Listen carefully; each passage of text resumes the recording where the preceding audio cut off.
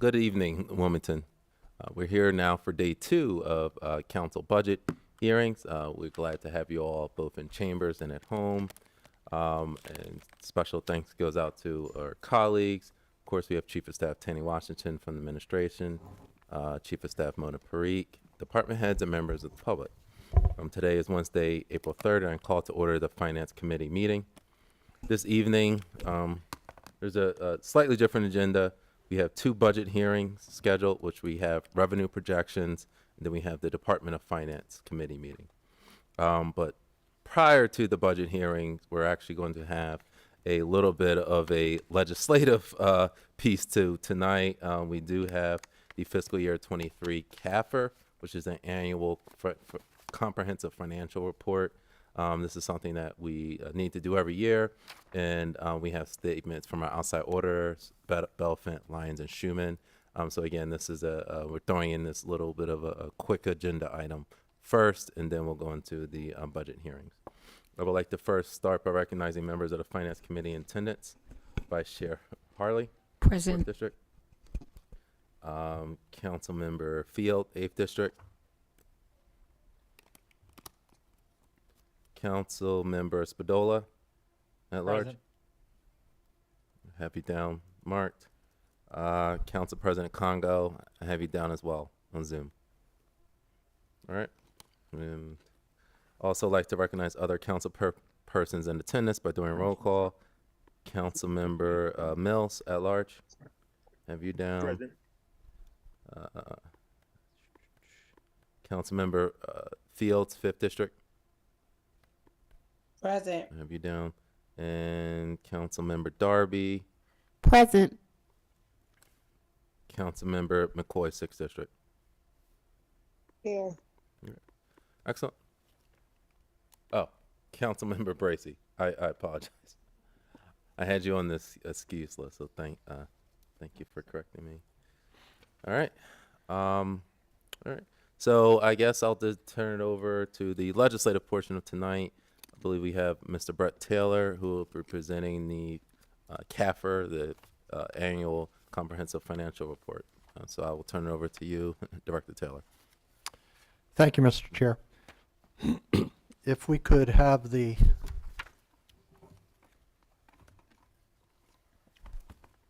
that's the audit. We have there you go. Tonight I'm going to present the 2023 financial statements. This is a process that we go every year, that we do every year in order to close our books and to affirm what our financial condition is in the city. Tonight I'm going to focus only on the general fund and the water sewer fund. There are some other funds that are included, as well as component units, pension information, and some statistical information in the annual comprehensive financial report. You can find the annual comprehensive financial report out on the City of Wilmington website under the Finance Department, and there's a link for financial reports. All of the annual comprehensive financial reports are listed there. Next slide. The general fund balance sheet, we are pleased to say that the city finances are in relatively healthy shape. The general fund balance sheet, this is the assessment of our assets, liabilities, and our fund balance. We have seen that our assets are at $122,524 or $24,877. 69.7 of that is made up in cash. The accounts receivable, which is comprised of monies that are owed to the City of Wilmington, primarily from customers, is at $25.3 million. Other assets include some of our long-term liabilities. That sits at 27.4. Our liabilities, which are comprised of accounts payable and some other liabilities that are more long-term. Our accounts payable is at $8.7 million. Our other liabilities are $4.4 million, making up total liabilities of roughly $13.3 million. Now, the difference in the two is comprised of what we call the fund balance. The fund balance would be a portion of this goes out to the motor vehicle fund. This fund balance is there so that we can have access to capital for us to be able to procure long-term equipment needs. We have a small amount of non-spendable funds.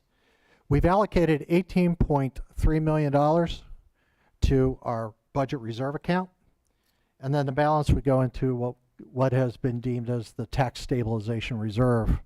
All told, our fund balance, which is our net position really, for the general fund is $94.9 million, roughly $95 million. Next slide. The statement of revenues and expenditures. As you can see, it was a positive year. Our revenues for the general fund were $198.4 million. The expenditures were $174.4 million. $0.4 million.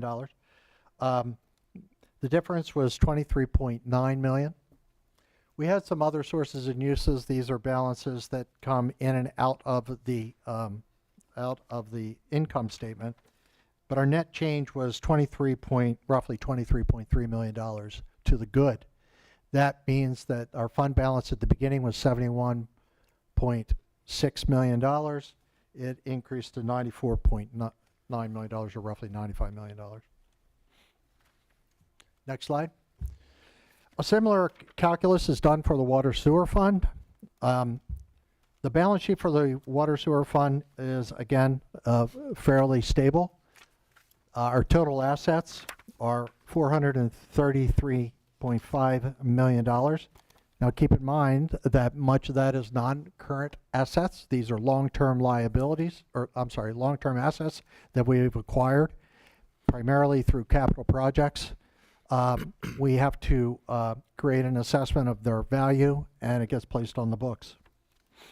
Our liabilities are at $228.9 million. This includes all the liabilities that we have on short term. There's some of the bonds payable. Most of it, again, goes to capital needs to keep the water sewer infrastructure operating. And we have a net pension liability that is associated with that at 4.2. So our total liabilities are $228,881,485. This translates into what we call our net position. It's similar to a fund balance, but in an enterprise fund, we consider it a net position. The net investment in capital assets is $172.7 million. So most of this is not what we call liquid. These sit in capital asset and infrastructure. We have set aside, there's some net pension asset there, a very small amount, but the majority of the net position outside of the net investment for capital assets are the operations and maintenance reserve. This allows us approximately 60 days of liquidity in case there is some catastrophic or operational issue that occurs at the water treatment plant or the sewer treatment plant. That's at $15.6 million, pretty healthy reserve. We have a state rate stabilization reserve, which is set up, and this really is kind of the balance of the assets minus liabilities, taking out, netting the capital assets in the operations reserve, leaving us $18.2 million for a rate stabilization reserve. Next slide. As you can see, we had a positive year in the water sewer fund.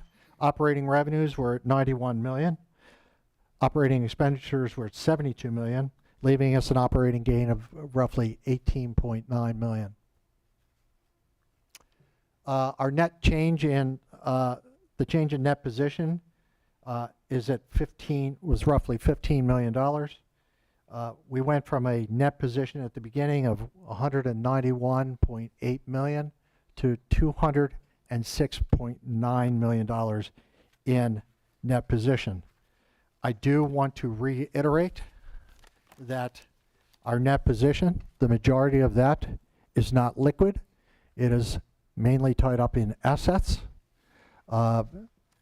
If you go back to the previous slide, you can see the net investment in capital assets is $172.7 million. So the increase in net position reflects the majority of that. 206. Thank you.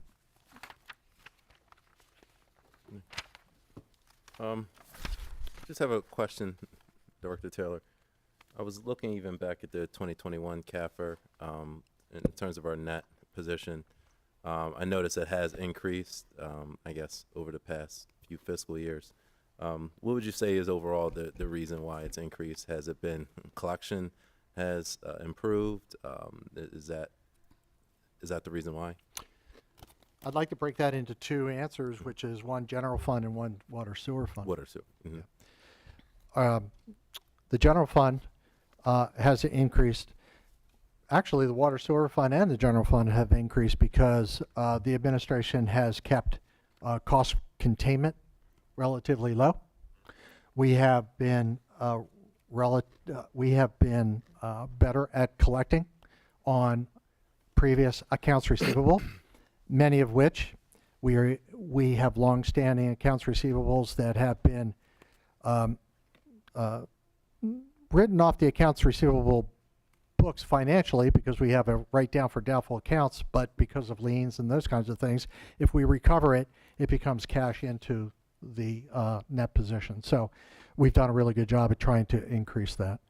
I will say that a portion of it is also due to the ARPA, roughly, it was what, $12 million in terms of the revenue recovery from ARPA. So that certainly helped us for that particular year. But remember, that's a one-time position. So with the water sewer fund, it's really relatively the same in that we've kept costs down, but we're seeing right now, we're seeing pressure, and you'll see this in the 25 budget, we're seeing pressure on costs as they continue to rise over these last 2 years. But also, your net position is made up of your capital assets. So we have done a really good job at trying to improve the capital asset base. We've gotten a number of state revolving loan funds. We've invested a good bit into our capital infrastructure. So the net position is going to go up as a result of that. Okay. All right. Very well. Thank you, Director Taylor. Councilmember Spadola, have you up next? Thank you, Mr. Chair. Good evening, Mr. Taylor. I know we're not talking about... Councilmember Spadola, you're really low. So I don't know if it's your volume or... Can you hear me now? WITN? Can you hear me? Hold on. Yes. Mr. Can you hear me okay? Yes, you sound loud and clear now. Thank you. Mr. Taylor, I know we're not going fully in depth into the water discussion right now, but just looking at that, because people watch these in a vacuum, anybody who looked at the balance sheet for the water fund and the income statement would see, brought in 20 million, looked like there's no need for a rate increase. Can you give the 30-second pitch as to why the administration is proposing the 9% water rate increase, and we'll delve further into it later? I'd be reluctant to do that because it's going to require a good bit of background discussion. Councilmember Spadola, I think that question is fair for game tonight. I believe it will come up during the finance portion. Correct, yeah. There's a lot of calculus that goes into why we have to do those rate increases.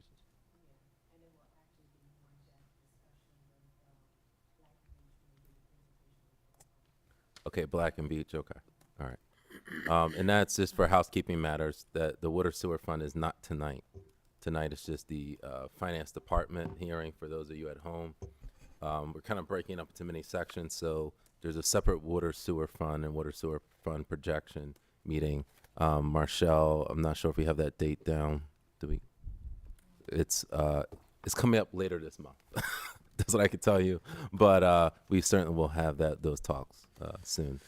All right, I will kick it over to members of council. Anyone else? Questions for the CAFR for Brett Taylor? Yes, thank Vice you, Mr. Chair. Thank you for the summary. My question is that there is a narrative that's out there that we have a $90 million revenue, and I just want to know, based on the numbers that I looked at previously, I don't see a $90 million revenue, but I figure since we're talking about these numbers and expenditures, et cetera, can you just, answer that question? So when you say $90 million, which fund are you talking about? The revenue, the water sewer fund, or the general fund? Both. I mean, is it whichever one? Honestly, I'm just asking because it's a narrative out there in the community, and so I'm asking from that perspective, and it's not clear which one. I'm sorry. I guess the water. Let's say. Okay,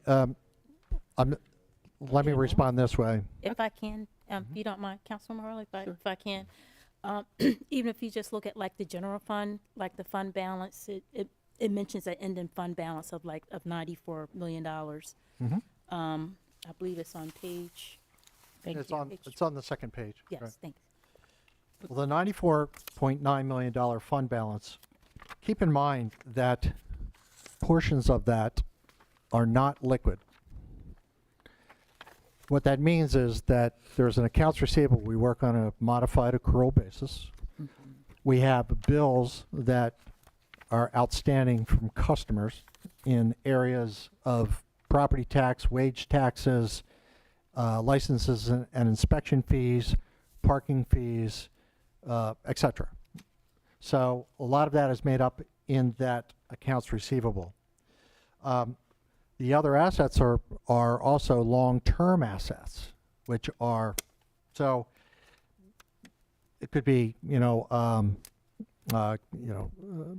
capital accounts is counted in a separate fund, but we do have some long-term leases. We have things that do extrapolate out over time.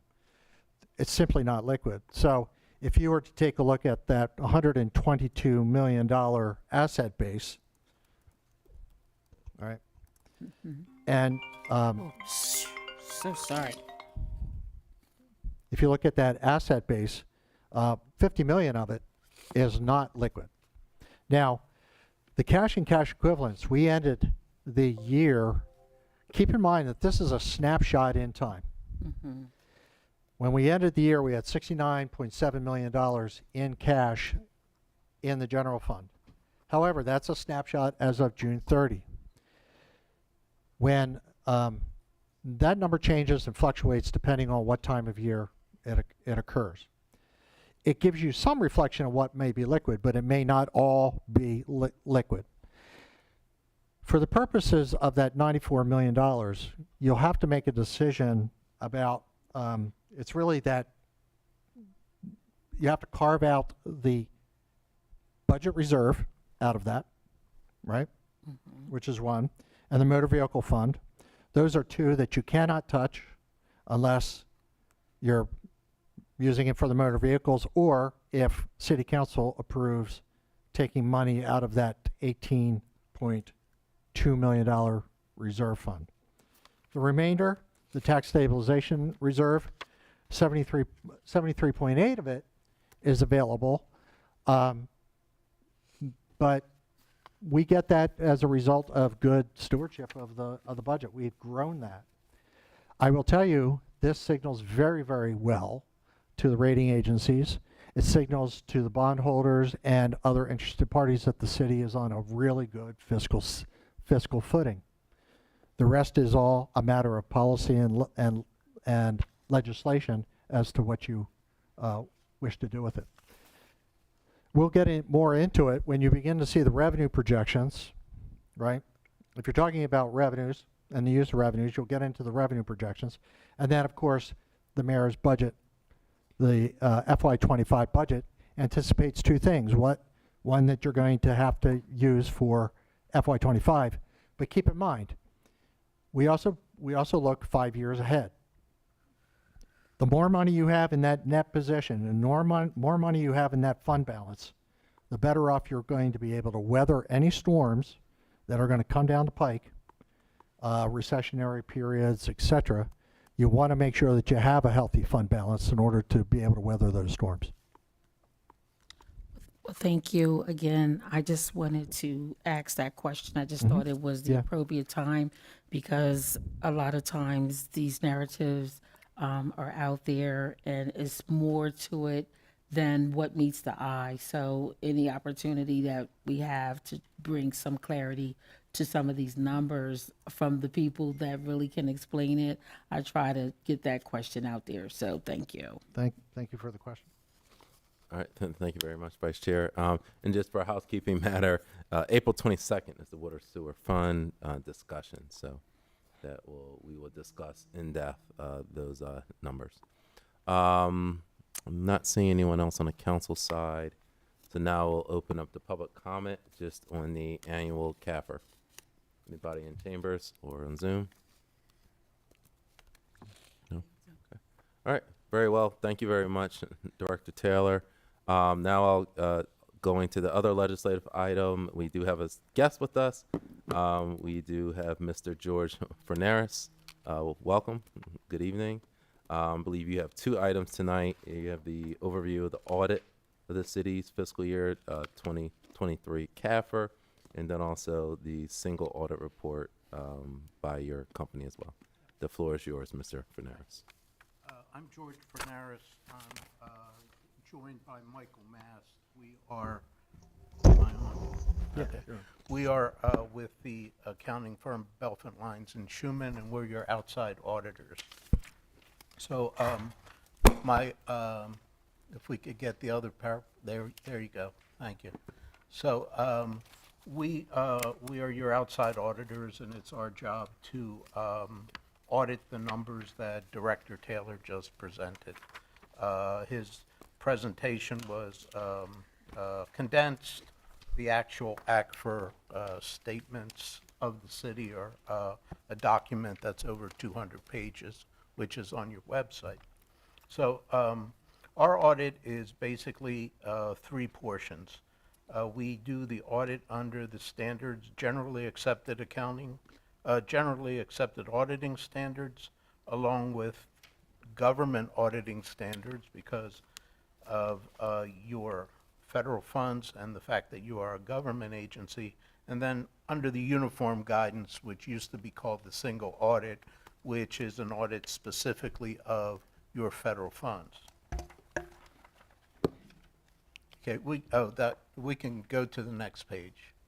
Okay, and then the following page. Thank you. And then, so the financial audit for the year ended June 30th, 2023, ended up with an unqualified opinion known as a clean opinion. The auditor's report for the audit under government auditing standards ended up with some findings and recommendations that I'll present. And then third, the report on compliance with the major programs of federal funds also included one finding. Next slide, please. Okay. Significant audit matters. We are required to communicate with you as you are those charged with governance of the city. So we're required to present these matters to you after each audit. So first of all, importantly, management, the administration, and council are responsible for the preparation and the fair presentation of the financial statements in accordance with generally accepted accounting principles. Our job is to express opinions on these financial statements based on the results of our audit work. So, out of those 200 and some pages, our part of the product is just those letters, the auditor's reports. We've tested and audited the rest of it, but that's basically they are your financial statements. So the auditor's report, as I mentioned, has an unmodified, clean opinion. Another significant matter this year is that the city implemented a new accounting policy on subscription-based information technology arrangements. Those are contracts that you have for certain software as a service contracts. And there's a new accounting policy, or new accounting standard that was issued 2 years ago, and it came into effect this year. So working with the finance department, we implemented that. And there was one large such contract that required an adjustment to your financial statements. And then we also evaluate the estimates that finance uses to prepare the financial statements, because there are many estimates in these financial statements.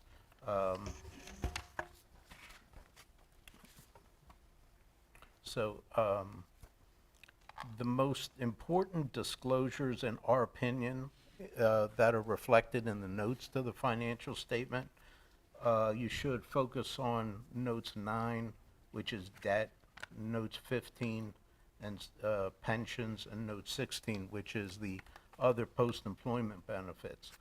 Those are the biggest numbers in your financial statements, and the ones that probably are the most important to the taxpayers, the employees, the retirees. Okay, we did not encounter any difficulties in dealing with management. If we had encountered difficulties, we'd be required by the standards to present them to you. We reviewed the material, corrected and uncorrected misstatements that we discovered in the audit, the adjusting journal entries, and we provided copies of those to management. We had no disagreements with management. Again, if we had, we'd be required to report them to you. And we received all the management representation letters that were requested of management. And to our knowledge, management did not consult any other accountants, sort of to get a second opinion on things. Okay, can we move forward with the slides?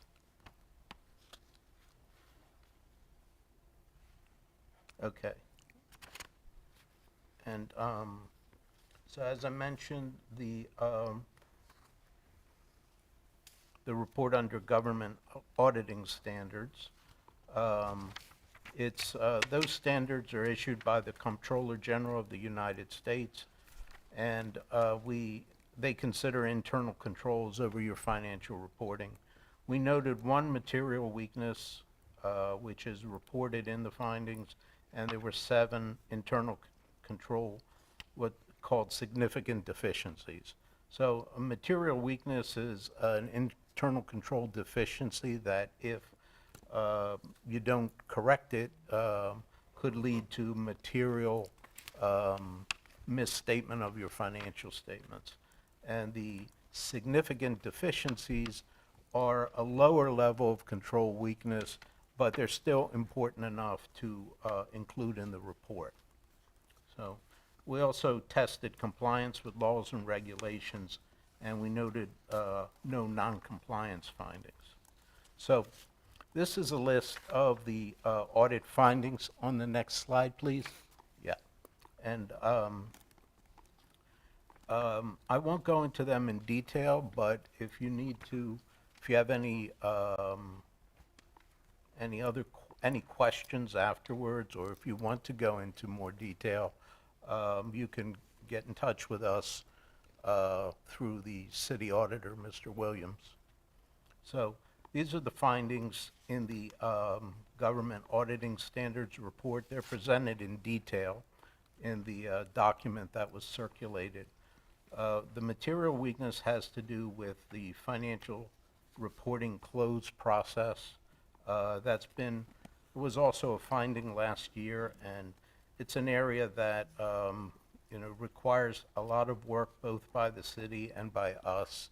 There are many adjustments that had to be made before the financial statements could be audited, and we've made our recommendations to that, and the city has responded. We had significant deficiencies. Most of these were cited last year too. Payroll super users, it's a password issue in the payroll system that it's a possibility that it could be misused. Human Resources Director is well aware of it. We also had, but we have to report it anyway because we found it and it's there. HR again, police department, vacation and comp time, hour tracking needs to be improved. HR benefits, there are issues with reporting medical claim refunds that are received late by the city but belong in the fiscal year that we're auditing. And issues with time card approvals in HR where the approvals sometimes are not received in time before the payrolls. And there were issues back in finance with late bank reconciliations. The fire and police extra duty revenue, we found weaknesses in that system as well. And we did find some errors with revenue adjustments that were corrected. So the next page, please. Yeah. Mr. Chair. So, I'm sorry. The Council President has a question. Yeah. Yes, thank you. These weaknesses and deficiencies that you found, they have already been corrected, or they're in the process of being corrected? Some of both. Okay. They've all been identified, and as part of the process, we report the findings, and then we also report who the responsible person and department are to address those. And those people, those department heads, have provided us with their corrective action plans. They become part of the report. So the single audit report has our findings in detail, and then also has the city department heads' responses. Okay. Just a follow-up, Mr. Chair, 2 follow-ups. So were some of these were also found during the last audit? Yes. Okay. Is that typical? Some of them are complicated, and for example, the first one, the material weakness, is it's a difficult issue because you've had some vacant positions that have been vacant for a while. There's a large volume of adjustments that have to be made, to close out the books. So it's not always the same issues. They change from year to year. The issue with the financial close has the same title. It's the same thing we reported last year, but it's not all the same issues. Okay. Just one last follow-up. Yes, please. Is there a process in place to make sure that these are addressed? Yeah. Or we it's won't know until the next? Yeah, well, it's the city's responsibility to provide the current, at the beginning of our audits, it's the city's responsibility to provide us with current status of prior year findings. Okay. So, you know, hopefully many of them are addressed and we don't have to deal with them again. Okay. All right. Thank you. So, Vice Chair. Yes, thank you, Mr. Chair. When does this audit start and when does it end? we typically start the audit around the beginning of October. And this year, for various reasons, we had to ask for extensions, and the audit was issued at the end of February. Thank you. Is there anything left in your report? Mr. Yeah, I'll talk faster, though. Okay, no, Okay. no rush. The next page that's on the screen is the third part of the audit, which is the single audit, the federal funds, governed by OMB, federal OMB's uniform guidance. Total federal funds that you expended last year were little more than $32 million. So there's a lot of money that we're talking about in there. You had three major programs identified. That was the Housing Opportunities for Persons with AIDS, the COVID relief funds, and the Drinking Water State Revolving Loan funds. We had no material weaknesses detected, and there was one non-compliance finding that we have discussed with the Department of Real Estate and Housing, and they have provided a corrective action plan. We can skip 2 pages. Yeah, okay. So other audit matters, these are things that we are just for, they're not part of the audit, but things we bring to your attention. We have, there was an issue that we where we detected a couple of transactions involving related parties of the city, employees, where the city didn't lose any money, but there needs to be better controls over those transactions that relate to related parties. We brought this to Finance Director and the City Auditor's attention. So it's not serious enough, it's not material amounts, so it's not reported as a finding, but we bring it to your attention. Another area, I won't go into this in any detail, there are new accounting standards that will go into effect next year or in fiscal '25, and they're listed there, and we will talk with the Finance Department about these as we get closer to the year end, and we'll provide any support that is needed to help implement these. So, if there are any questions, I can try and answer them quickly now, or you can get in touch with us I just have later. one. Yes. Regarding the HR findings. Yeah. And it crosses over to police and fire. Have you noticed the updates to Kronos? I know the city's been making several waves of updates. Yeah. Is Kronos getting better? Is that helping to fix some of the issues, or is Yeah. it still a work in progress? Yeah, your question relates to 2 of the findings. First, on Kronos. Kronos is the city's official timekeeping system, and in the past, we had noted discrepancies between Kronos and the Munis payroll system. And this year, there was a reconciliation done. There was still a difference, but it was much smaller than it had been in the past. So there's good progress being made there. The other comment dealing with the fire and police time, as you know, the police and fire work these extra duty jobs, and the money comes into the city.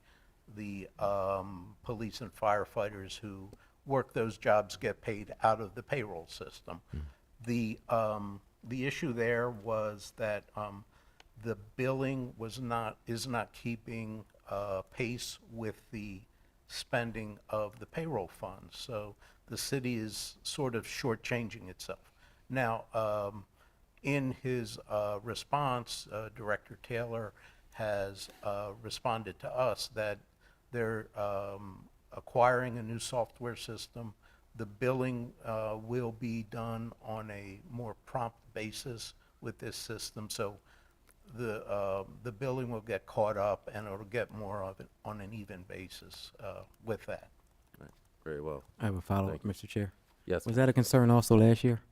Do you remember? Yes. Yeah, no, actually, last year it was not. It had been an issue 2 years ago, I think, Okay. Do you have any numbers around? on that one. If you give me a few minutes, but I'll have to dig for them, so Okay. I can provide those. Okay. All right, thank you. to And Vice Chair? Yes, two questions. Under the audit finding, 009, significant deficiencies around internal controls over compliance around housing opportunities for persons with AIDS program. Yes. Okay. So significant deficiency. So a significant deficiency is not a material weakness, which is I guess, the worst type of internal control or compliance finding that we could have. Significant deficiencies is a little bit lower. It won't make a material effect on the statements, or in this case, the federal funds reporting, but it's important enough that we bring it to your attention. Specifically on that finding, it's a documentation issue where we were auditing the program, and as you may know, most of the city's funds go to sub-recipient organizations in that program. They report to the city. The city sends that reporting to the federal government. Okay. The city was not keeping documents of those reports coming from the subrecipients, so that when we were doing our job, we couldn't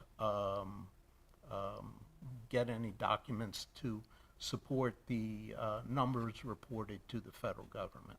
Oh, okay. Okay, now, there was no loss to the city, there was nothing misspent. Those are other areas that we look at as well. It's a documentation issue. Okay, and then my follow-up. Yes, please. Mr. Chair, were there any major non-compliances or findings, no majors? As far as noncompliance goes, that was the only noncompliance. Oh, okay, and the rest were minor? Not minor, but the rest were control deficiencies. So they were weaknesses in the system of internal control, checks and balances, that type of thing. And opportunities for improvement? They are in our recommendations, and the department heads have responded to all of them, and we will follow up on that next year. Thank you. That's all I have, Mr. Chair. Very well. All right. Any other questions from members of council? All right. Seeing none, I'll turn it to public comment. Any public comment from members of the public? All right. Seeing none, thank you very much, Mr. Fernandez, and Mr. Mass. So Thank you are excused. Thank you. Thank you. Just to get Okay. back to Council President's question. Oh, okay. You had a if I follow up to can. that. Okay. Yeah, the extra duty services program had accumulated losses of $600,000 over the past several years. So if those amounts aren't billed and collected, then the general fund has to eat it, so. Okay, do we know what that is currently? I don't. We can get you that, Norm. Okay, all right, thank you. We know what the deficiency is. Okay, right, thank you for your time. Thank you. Thank you very much, Mr. Thank you. Fernandez. We appreciate the work of you and your team as always. Thank you. All right. So you, gentlemen, are excused. Or if you want to stick around, then it's up to you. But we are now, everyone, going to the meat of the regular budget hearing schedule. Again, we're here now to discuss the revenue. Then after a brief break, we will then go into finance department. All right, so as a brief overview of the process, where we are so far, we're on day number 2. Earlier in March, Mayor Purzycki presented his proposed budget, and he proposed a 0% property tax rate increase, 9% water sewer rate increase, along with a 6% storm water rate increase. And this budget involves a $1 million transfer from the tax stabilization fund to fund the Wilmington Land Bank. The proposed total city budget is $192 million, which is a $9.6 million increase over last fiscal year. The water sewer fund, which is a separate fund, the budget is $90 million, which is a $5 million increase over last year. This is an even year, this is a even year, so there's no fiscal budget program. And when you look at the big picture, the general fund budget, there was a $5.7 million surplus in the unassigned fund balance. As you may have heard in some of the CAFR that was just presented, is $95 million, and the city has $70 million cash on hand. This budget does factor into cost the potential city EMS program, which could potentially add 41 new EMS positions and relevant costs, around a total cost of $4.5 million. This is a proposed budget, but things are tentative right now, and the Wilmington Fire Department's hearing is actually on April 29th, where that will be discussed more fully. Council is mindful that this is a huge undertaking, creating a brand new department, and we're potentially looking at extension of St. Francis or some other modifications so that we don't have to create a whole new department.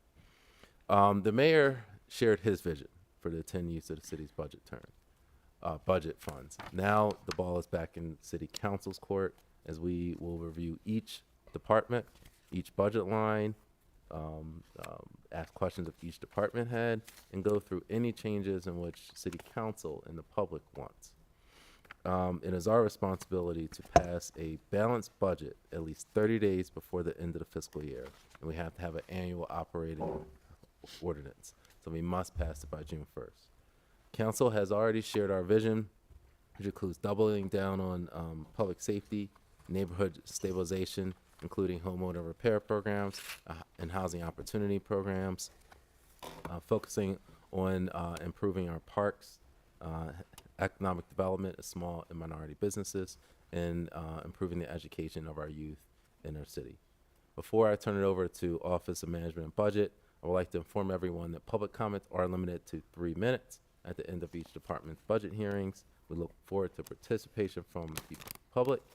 This is not a question and answer, so this is public comment, so we are noting each and every question that is given, and you will see each answer on the City Council's budget website as we go through each and every question, and we'll put it up there for the public to see. So we appreciate everyone participating. We are limited due to time constraints, so again, let's be mindful and respectful of time.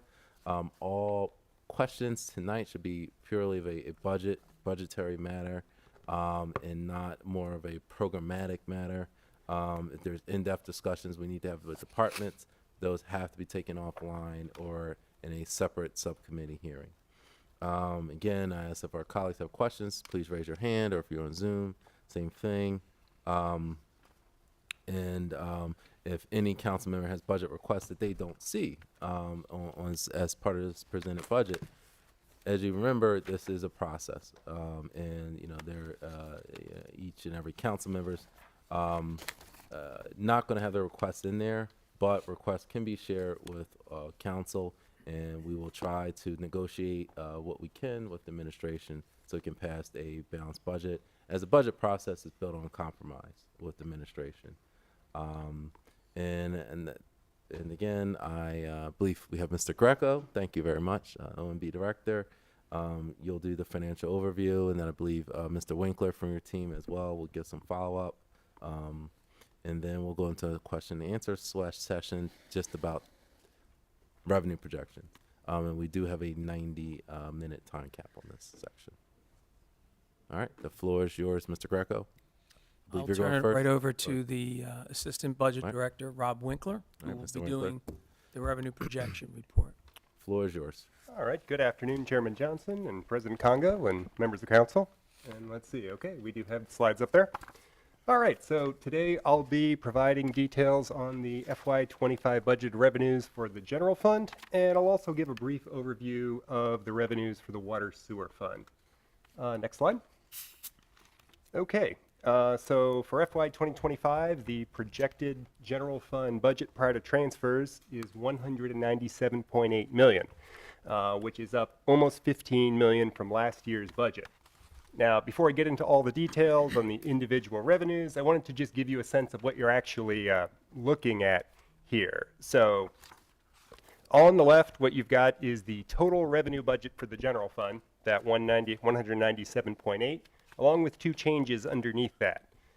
The first of those, which is that increase of 14.7, is the change from the FY 2024 budgeted revenues.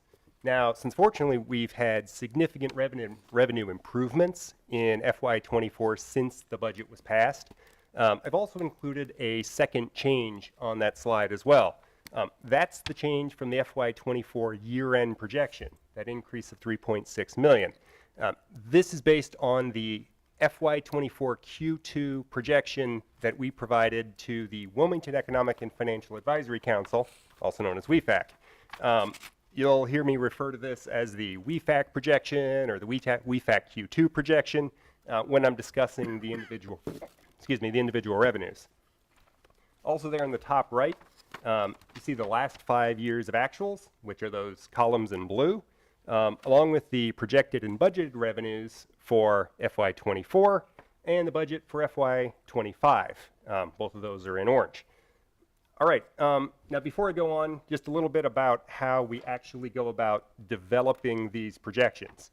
So the revenues that I'm presenting here were developed by OMB in coordination with the finance department and other city financial staff. The projections are then presented to WEFAC, which meets to review and advise on the projections and confirm that the projections accurately represent the city's revenues for the next fiscal year. For FY25, the revenues were approved by WEFAC when they met on March 28th.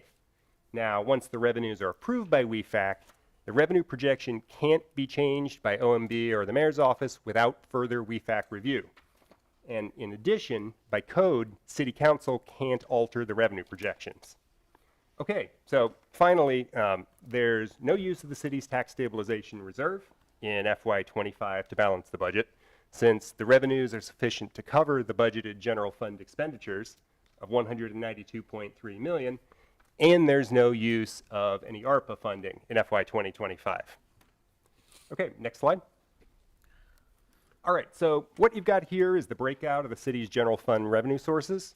The largest source you've got there obviously is wage tax and net profit taxes at 39% of the total. Beyond that, the next largest is property tax at 23%. Now, what that makes really obvious is the degree to which the majority of the city's revenues aren't directly controlled by the city. Of the two largest revenues you've got there, only property tax is the one that we can actually change, since the wage tax rate is controlled by the Delaware General Assembly.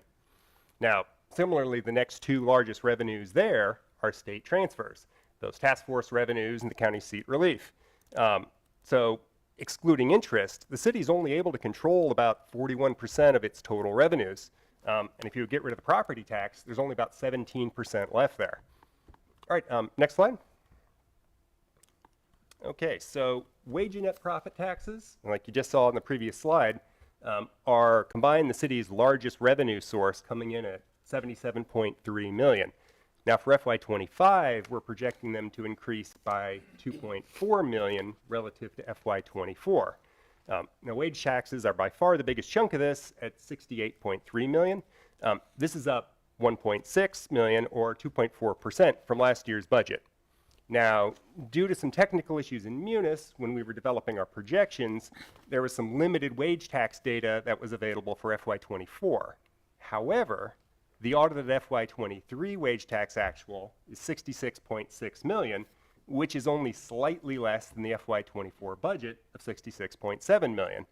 Now, on top of that, some of the preliminary data we're now starting to see from FY24 would suggests that we are roughly on track to match last year's budget.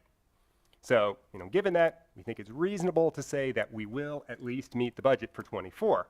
Consequently, we've used the 24 budget as our starting base for 25. We project that the wage tax base will continue to grow with a 2.2% increase in taxable wages, which gets us another 1.4 million. Now, these numbers come from the Delaware Economic and Financial Advisory Council, DFAC, which provides projections for wage growth. Now, this projection also assumes wage tax refund losses of 3.9 million, which is unchanged from what we saw last year. Now, on the net profit side, the city's continued to see very strong revenues, with FY22 reaching 9.5 million and 23 reaching 9.1 million. Now, we don't get net profit revenues, at least most of it, until Q3, so we don't yet have FY24 data. So we've set FY25 to 9.1 million, which matches that FY23 actual. Okay, next slide. Mr. Chair, Yes. I have a question. Yes, Vice Chair. Yes, thank you. So, real quick, our wage tax percentage per employee, is it what is it per employee? 1.45, I believe. What is it? 1.45? Okay. 1.25, thank you. 1.25. Okay, 1.25. And based on the lost revenue from the pandemic, are you seeing how it's balancing out in terms of employees coming back to work, like the 3 days a week? I was just, looking at, what's up and what's down, like, do you see that? Yeah, and you actually can see it there. I mean, if you look at 20 and 21, we did see a dip, really due to, job losses. And, subsequently, that really has come back. Part of that's driven by, people actually returning to the city. Great. And part of it, too, is that there has been significant wage growth. Great. So, even if you potentially had fewer jobs, you're getting higher wages and you're collecting more revenue for those. And we do see that continuing to some degree into the future. Awesome. Thank you. That's all I have, Mr. Chair. I have a question, Mr. Chair. Yes, Council President. Thank you. When is the last time that wage tax has been increased? Do we know from Dover? That was 1970s. It was reduced, correct? Yeah. Is it reduced in the 70s? Do we remember what it was reduced from? It was 1.5. Okay. Have we ever had a It was when the conversation school about? district was broken up. Okay. They then lowered the wage tax. The state lowered the wage tax. Have we had a conversation about talking to Dover about increasing the wage tax? I know that would produce millions of dollars for the city, right? But no. Okay. Well. Yeah. Okay. All right. And Thank you. unfortunately, we don't directly control All right. that. That's the Delaware legislature. All right. Okay. All right. Thank you. And it could be helpful, Council President. We had a presentation. We had our research team. We looked at budget projections last year about the wage tax increase. I know that's not on table right now, Yeah. but we had different projections about the money it would bring in, but that's a different conversation. Yeah, so the mayor was successful though lobbying the state legislature for increase in the revenue share. So we did get an additional. About $5 million. Okay. And we will talk about that in a bit too. Chief of Staff Washington, I think you're not on. If you press the button at the base. There. Okay, There we go. there you go. Yeah. All right. Thank you. Okay. Yep. All right. And Councilmember Bracy. I believe you were not. Okay. Vice Chair. Follow. Yeah, just on the strength of having the business district and being a part of a lot of the different conversations. One of the things that I'm aware of is that that we have to consider is that when you think about raising wage taxes, businesses they tend to back off. So I think it's a slippery slope in terms of when you think about considering raising those taxes versus do you want the businesses. So that's what we always have to think about. And like I said, just being in these conversations around the table, just for the record, because it's a logical question. Like, why don't we raise the wage tax, right? But then that can also deter new business. So I just wanted to share that. Councilmember Darby. Yeah, has there been research to decide what the rate should be? for the city of Wilmington? I can directly, I know council side, we actually did. We have a report based on what it would be. We had our policy fellows What do was research. it? I don't, Marshall can share the PowerPoint from last Oh, year okay. because we were investigating and actually have proposed legislation to potentially send to Dover. So, and Yes, I mean, Chair, I mean, I will share that, but I mean, once again, it does go back to whether or not the Delaware General Assembly would authorize it. We looked at different scenarios, like if you were to increase it even like a 0.5%, 1% or 2%, it will generate, I mean, a lot of revenue to the city. But, you know, there are some concerns. It's more of a political will. But I'll share that PowerPoint with all the council. It's, if I may. yes, Chief of Staff. It's just a matter of the city staying competitive and understanding that Newcastle County doesn't have a wage tax, and our surrounding cities, Philadelphia, I think we're not too far from them. Theirs is slightly higher, but we have to continue to be competitive when it comes to that. Thank you. And if I, Yes, if Ms. I West. can too, I mean, just to echo what Ms. Washington said, you know, and we did go back to look at like other cities to see like what Okay. theirs were. I mean, what was the frequency of how often they increased it. But like the cities hadn't been increased since like 1970. So, but it's just a matter of political will to make it happen or not to make it happen. Very well. All right, Mr. Winkler, Sure. floor is yours. Next slide. Okay, property tax. So property tax is the second largest revenue the city has. It's roughly a quarter of the total. For FY25, it's 46.4 million. Now, to begin, there's no proposed rate increase for FY25, and that decrease that you're seeing there is due almost entirely to changes in the Newcastle County assessments. Per the county, projected base billings are down a bit, which is due entirely to changes in the value of properties that are tax exempt. Now, beyond that, we don't include any projection for the effects of the ongoing reassessment that's being performed by the county and throughout the state. Since that process, it's not complete yet, and obviously the effects of that are still, uncertain. What we can say about this, though, is that because we haven't had any sort of reassessment since '83, the property tax base by itself hasn't naturally grown since the property values are effectively frozen, even though in the real world they've grown significantly in the last few years. We don't capture any of that growth, and the only way to capture that is to periodically raise the property tax.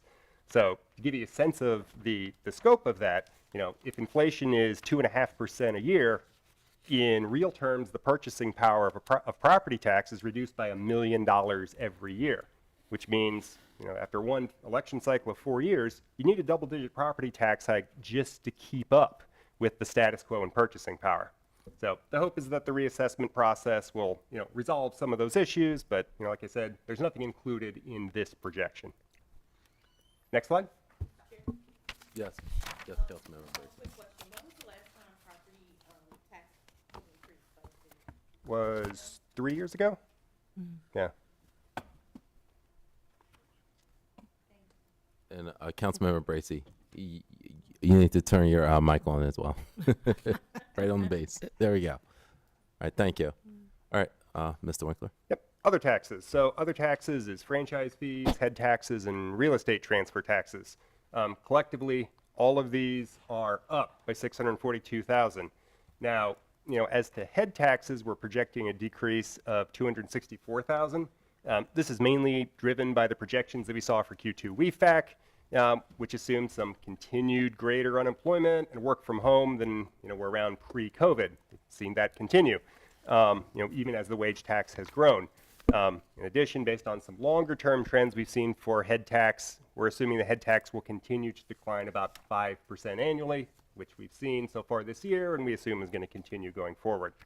Now, the good news is that real estate transfers, both on the residential and the commercial side, are up quite a bit relative to what we had seen in the past.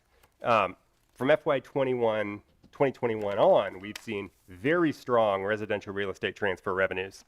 Originally this was driven by those historically low interest rates that we saw, but the revenues have continued to be really strong on residential transfers even after the Fed has raised rates several times in the last couple of years. For FY23, we got revenue of $3.3 million, and FY24 is trending to roughly the same level. Now for FY25, we're assuming that housing prices will go up modestly and rates will start to decline, as I think a lot of people are assuming. And then we've conservatively reduced that by 1 standard deviation. So we're trying to be very conservative with those assumptions. What that gives us is a projection of $3.1 million, which is up from the budget, again, because things were stronger this year than we thought they would be, but it's down a bit from the 24 revenues. And, similar to residential, commercial revenues have been strong in 22 and 23 and 24, and we don't expect that to go on forever. So we've returned that to sort of a historically average level and added a little bit of growth on top, just sort of match the historical trend. And then finally, the franchise fee is down just slightly, basing what we saw in the WEFAC projections. Next slide. I have a question. Sure. Yep. Okay. Yes, Councilmember Brazy. Thank you. So I think this might have been what Councilmember Harley was alluding to when we were talking about wage taxes. I just wanted to talk quickly about head tax. I had a quick question. So essentially, because of work from home, there are a lot of empty office buildings in the city right now. But at the same time, what you're saying, so the head tax has gone down. Correct. But wages, the wage tax is still growing. So is that less people working in the city, but the people that are working are making more money? So we're able to get that, we're kind of offsetting by the wage tax? Is that what you think is happening? That's possibly the case. I think it's difficult to, directly proxy the number of people working from the head tax itself, in part because, head tax isn't, you can't just divide it by the rate and go, oh, here's how many people we have. There's also collections. There's collections for folks who paid in the past. There's people who are delinquent on the head tax.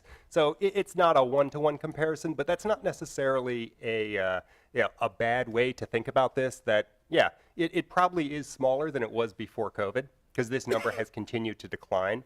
But the folks who are continuing to work in the city are making more money than they did then. And there's also a difference in how those two taxes are collected.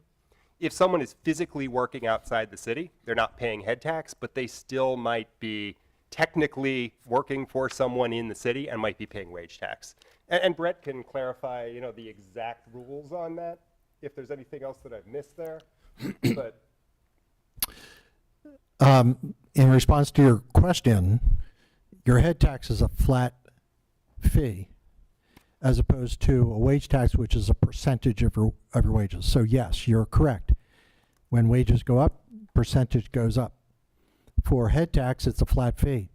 If that individual is not listed on the company rolls as being in the city, then they're not counted.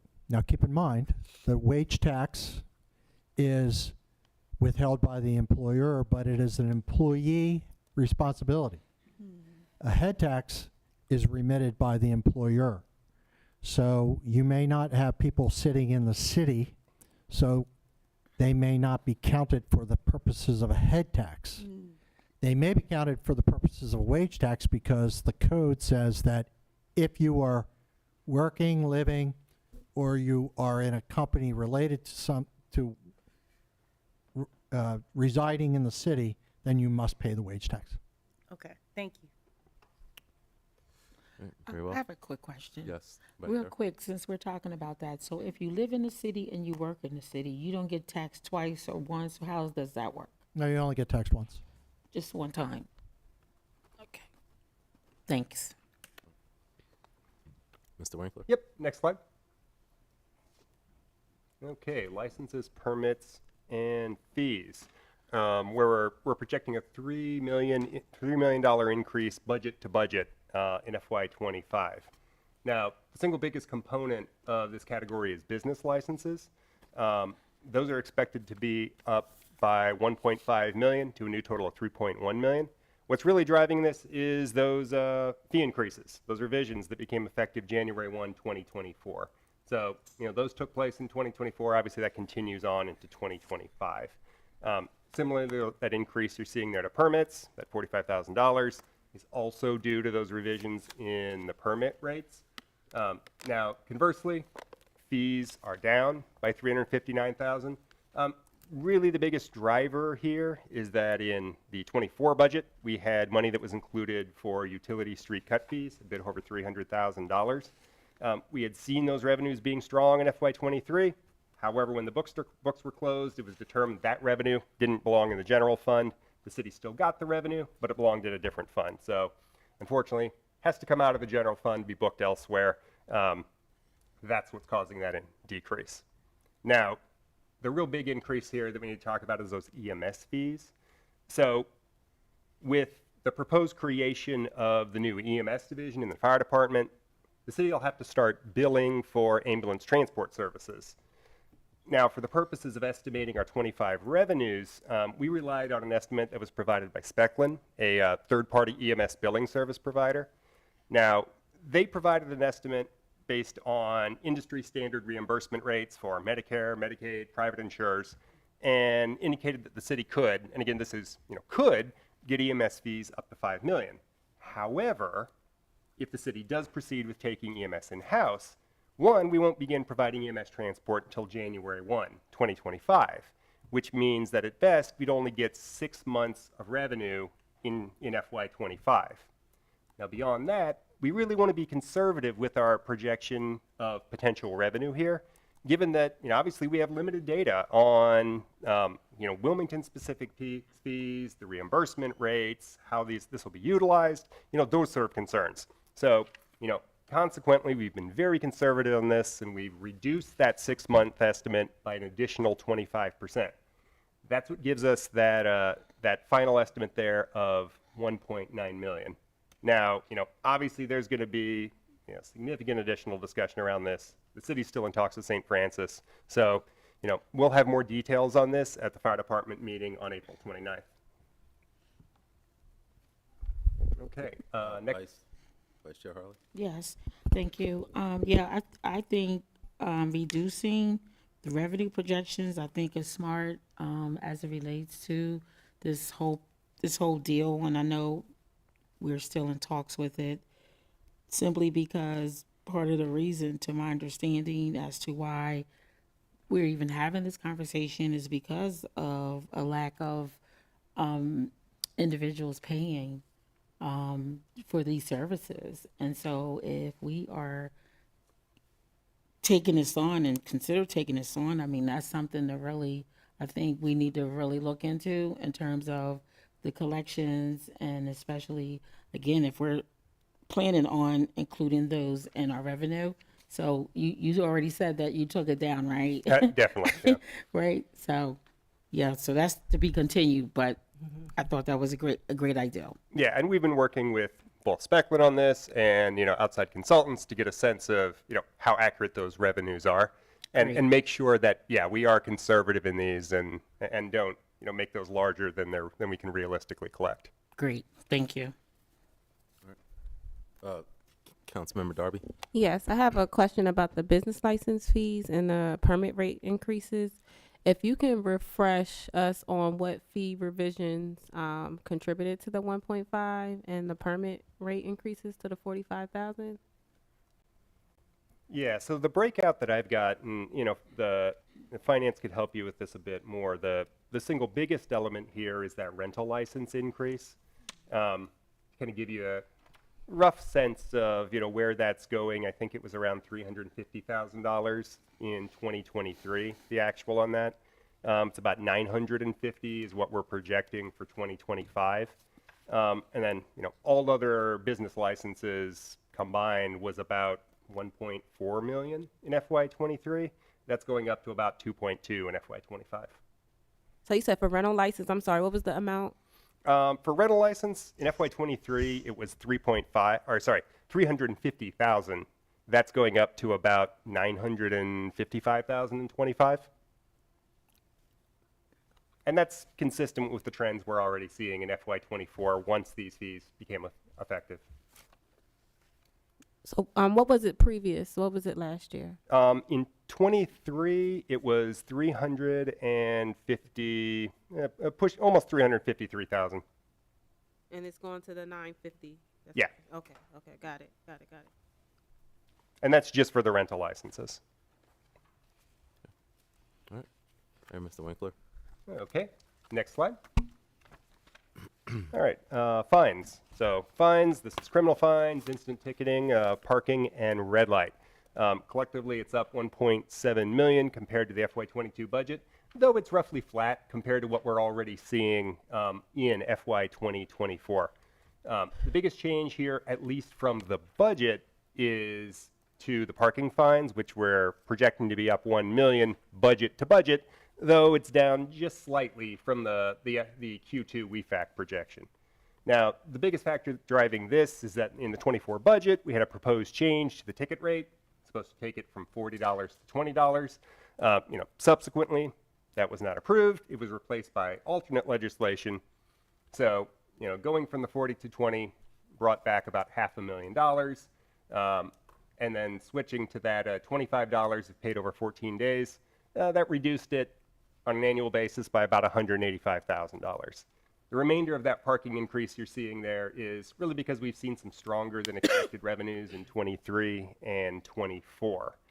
Now, similarly, the red lights are projected to be 4.6 million, up by about 700,000 relative to last year's budget. Though again, roughly the same as what we're seeing in FY 2024. This is based on the WEFAC projection we've got for 24, which is so far trending better than budget, and better than the 4.3 that we saw in FY 22 and FY 23. And then finally, there's just some small changes to criminal fines and instant tickets, both based on what we've seen in the WEFAC projection. Councilmember Spadola. Thank you, Mr. Chair. Floor is yours. Can you hear me okay? Yes. Thank you. When you're referring to the stronger than expected parking revenues, just to be clear, because this is under the fine section, you're referring to people feeding the meters, not parking tickets. No, these are the actual. Is that accurate? These are the parking tickets. These are the tickets. Okay, Correct. because the way I read that. Okay, so it says stronger than expected parking revenue, but if I could, I think more accurate wording would be stronger than expected parking tickets being paid, because that I just find that not intentionally misleading, but it just I took that initially as people paying on Park Mobile, and that is what you thought was stronger. So just a thought there for next time. No, and you're correct. That's both, people paying on, new tickets that are being issued, and then collections on tickets from the past. Thank you. And to clarify, Mr. Winkler, parking revenue would the city doesn't maintain parking garages, correct? Correct. It is the Wilmington Parking Authority. Then there's a cost share between the parking authority and the city. Right, and you do see that as a transfer that's done as part of these revenues as well. All right. Thank you very much. Mr. Chair. Yes, If I could, Councilmember one Spadola. Thank you. Another thing that I heard was people talking about the 30% increase, but just to restate what you said, if I'm understanding correctly, that is mostly due because fiscal year 24's budget was lower because you were anticipating the parking ticket fee being reduced, but because of how it ended up, your numbers are essentially going back to the actuals of where they were in the past. Is that correct? Yeah, that's roughly correct. If you compare this to the projection that we're now seeing for FY24, because obviously we continue to do quarterly projections of where the revenues are going to be going. The parking revenues look roughly the same for 25 as we're now projecting that they'll be for 24, and that's inclusive, obviously, of the final legislation that was approved. Thank you. Very well. All right. Mr. Winkler, floor is yours. Let's wait for that to come back up. And next slide. Okay, interest. So interest is the earnings that the city gets by investing its cash balances. We're projecting this to be $1 million up relative to the 24 budget and 1.9 million down relative to FY24's projection. So, what that means is that we're actually doing quite a bit better in FY24 than, we thought we would originally be in FY24's budget. You can see that up there on the right, where we're almost hitting 10 million in projected revenues for 24. We project that to come down a bit. So, as you can see up there, the rate increases from the Fed have, meant that our interest revenue has grown quite a bit. We were 137,000 in FY22, and now we're all the way up to, almost, like I said, almost 10 million this year. So what's driving that big, discrepancy between the 24 budget and the 24 projected actual is, that for 24, we had assumed that the Fed would start to reduce rates. And I think a lot of folks assumed that the rates were going to start to come down, going into 24.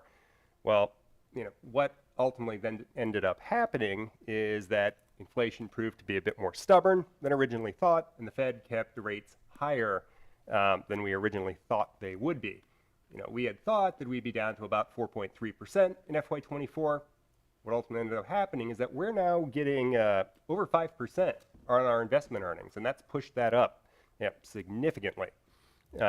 So, going into FY 2025, we're now, again assuming, and this seems to be consistent with what the Treasurer has seen and what the Federal Reserve is suggesting, that rates are going to again start coming down. We're projecting 4.31% for FY 2025. And that, pulls that number down closer to a bit over 8 million. Okay, next slide.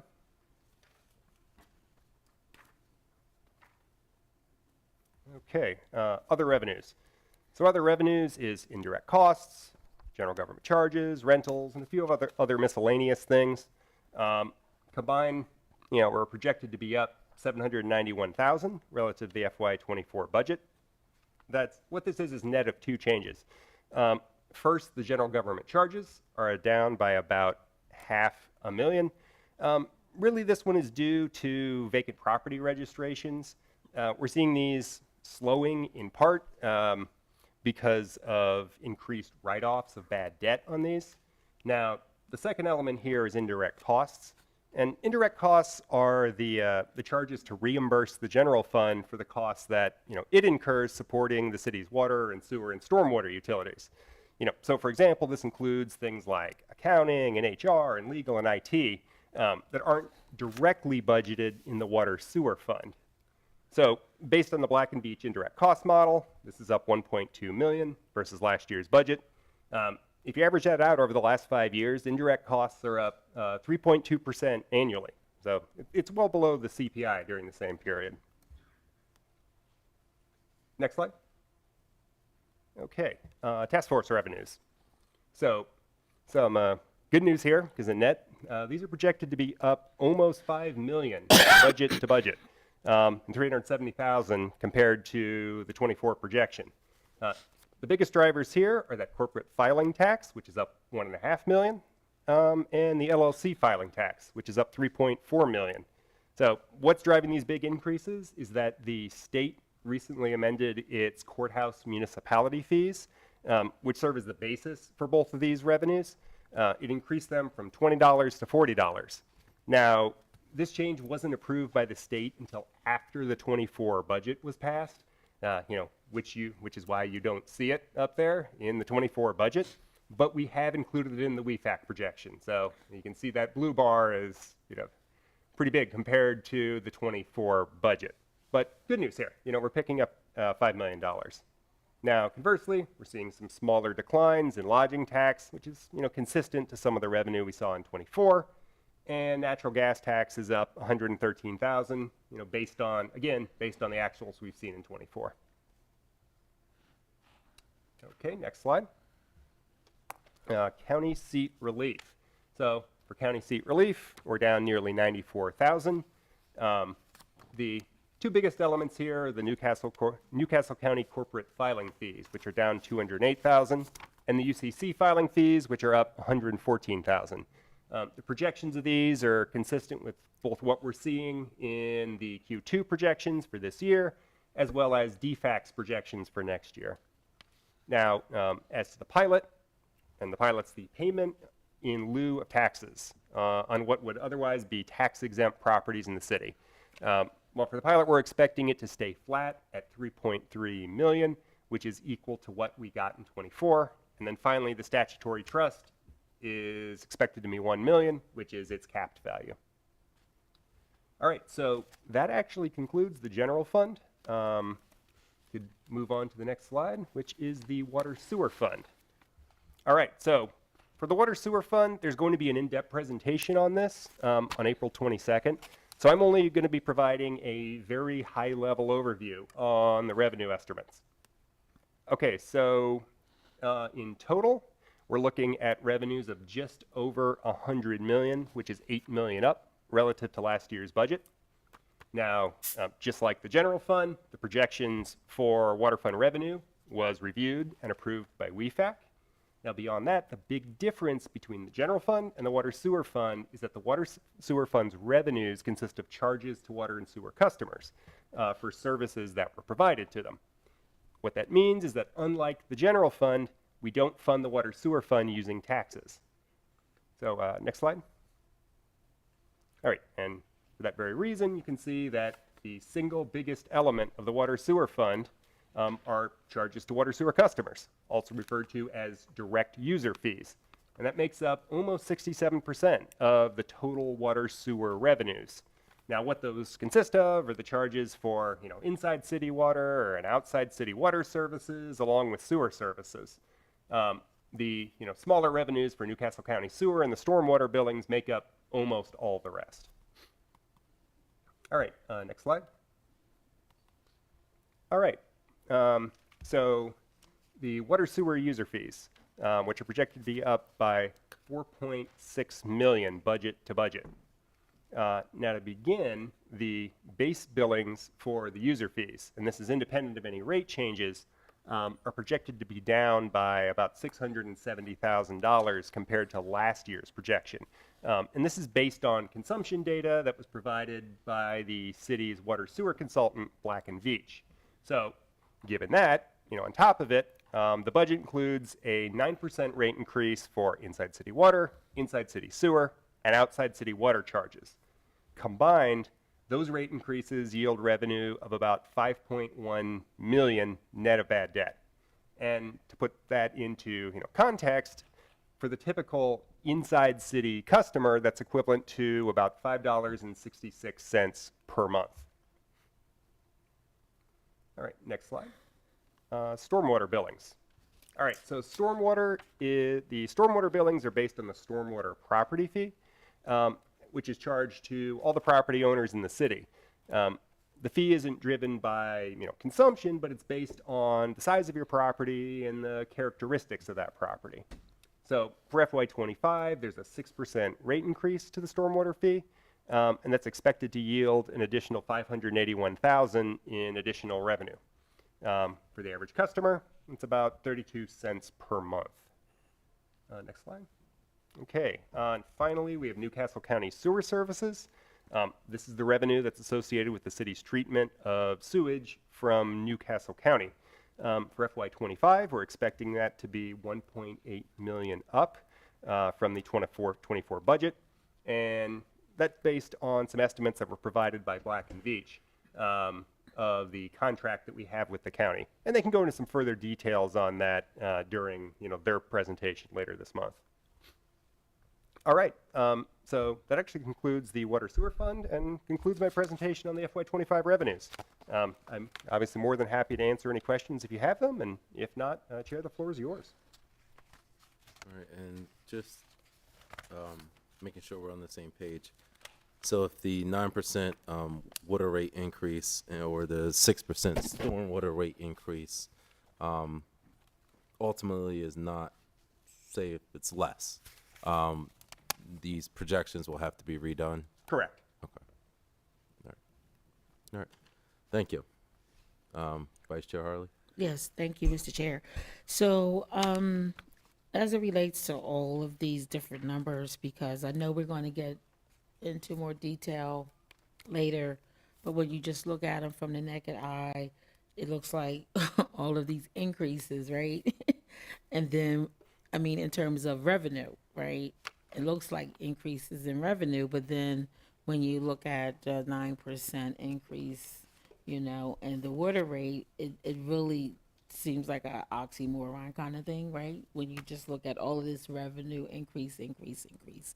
So, it is going to be real important that the presentation, is clear, because it's complicated. It's very complicated trying to explain that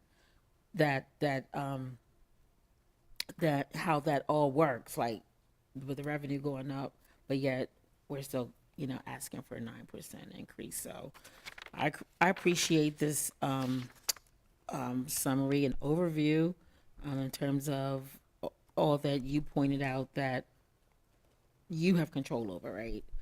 But I believe that based on what has been said, that the Blacker will be going into further detail. And when will that take place? That is April 22nd. April 22nd. Yes. Okay. Yeah, Okay. that's Black and Veatch, who's the Veatch. city's consultant. Yep. Right. Okay. Yeah. So you basically was just going over the revenue, the projections. Simply, that's just one of the topics. Yep. Right. Okay. Yeah, this is just the, Overall. given these rate increases, this is how much money we would expect to get in the water sewer fund. Black and Veatch will be able to give you details on, the reason behind all these things, what it gets us, how that looks over multiple years. There's a lot more to come on that presentation on the 22nd. Yeah, and I think the key word is projections, right? These are projected numbers Correct. out through 2025. I believe, these are through 25 numbers, and I believe Black and Veatch does have data going out the next 5 years on their projections. Yeah. Also, what I think you'll see at the presentation is some federal mandates that have come down the pike that impact our water system that we have to abide by, which is going to be a driver of the increased costs. Yeah. And lastly, Mr. Chair, Yes, but I do know the supply chain issue is really serious too, as it relates to a lot of increases in materials, everything. I mean, it has significantly impacted all industries, even including the water, in terms of like everything is like double as it relates to that whole supply chain issue. So I'm looking forward. I know we already, City Council already had the presentation, and what I could see and hear and pay close attention to, it made sense to me as it relates to how we need to stay like above water, understanding that there was a time where we were in the, what is it called, the red? Yes. Right? We were in the red for a long time, and it's like we've been climbing up out of this hole, right? Trying to get in a healthy place to make sure that we are in a good place, that if we had a catastrophic situation, that we will be able to handle it. So all of that is included in these projections in terms of the rates and things of that nature. So I just wanted to share that because City Council did have an opportunity to hear them and to understand how all of this works. And again, like I said, it is complicated and it's hard sometimes to try to explain these numbers, how they work, why they or what they are, to the average, resident of Wilmington. So I'm looking forward to that. Thank you very much for everything today. and Councilmember Darby. Yes, I had a question about the property tax. With the property tax, I know we had a lot of new development, like millions of dollars of the new development in regards to these, I call them high-end apartments that most people can't afford. But we have that. Why hasn't that increased the revenue of the property tax?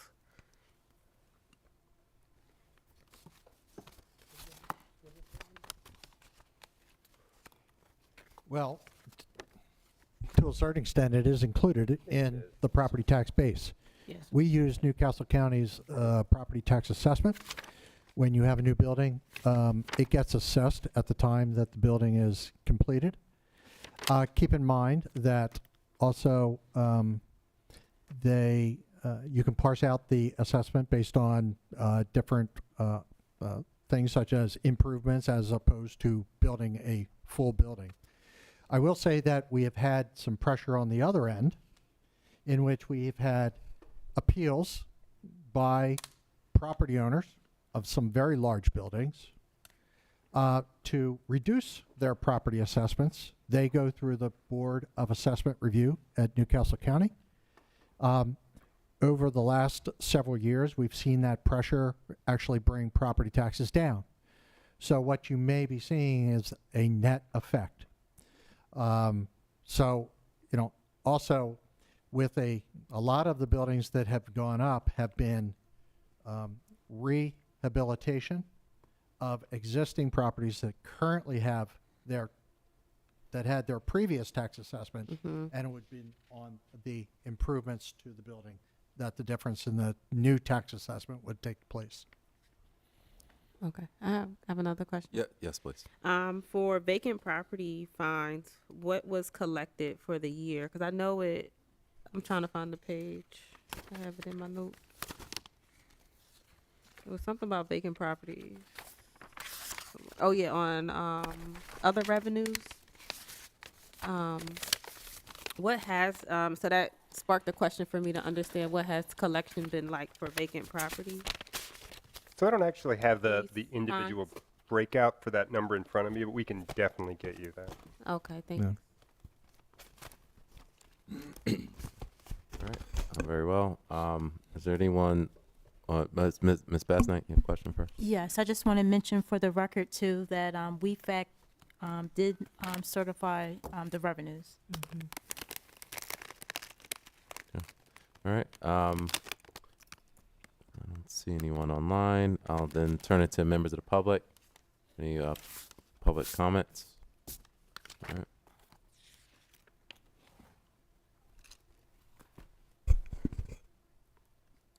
Just please state your name. Yes, yes.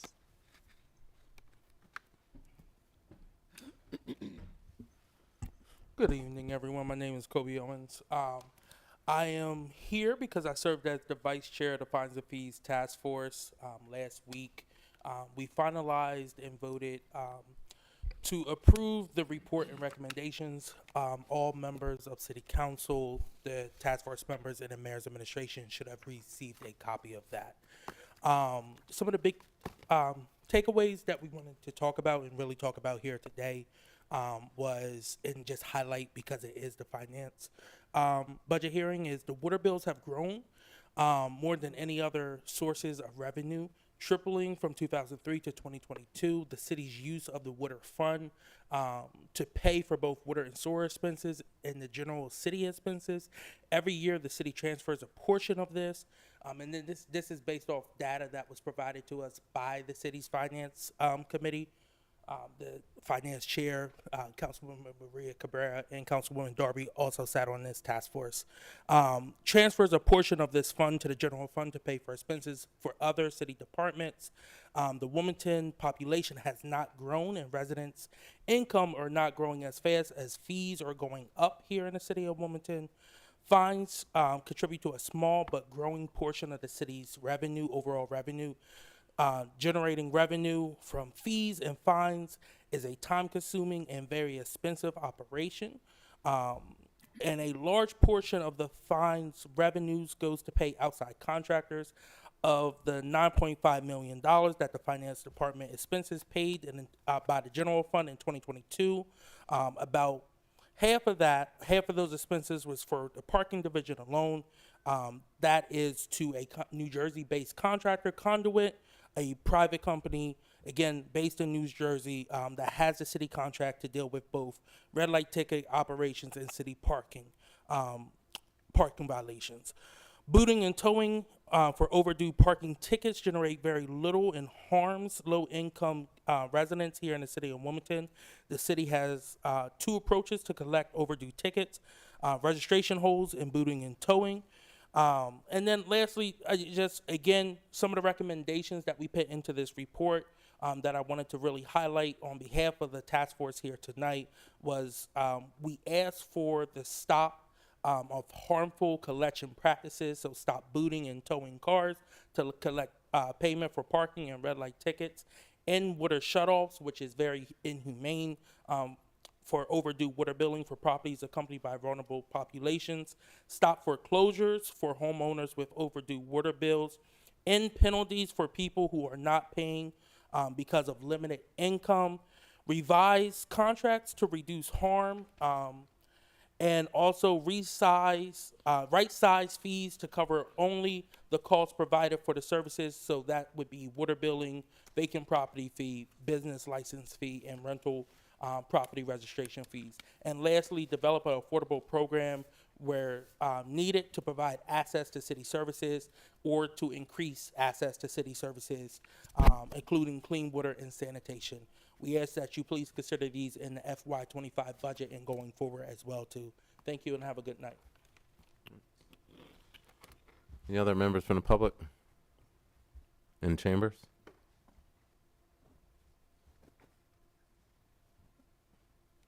Yes, you may.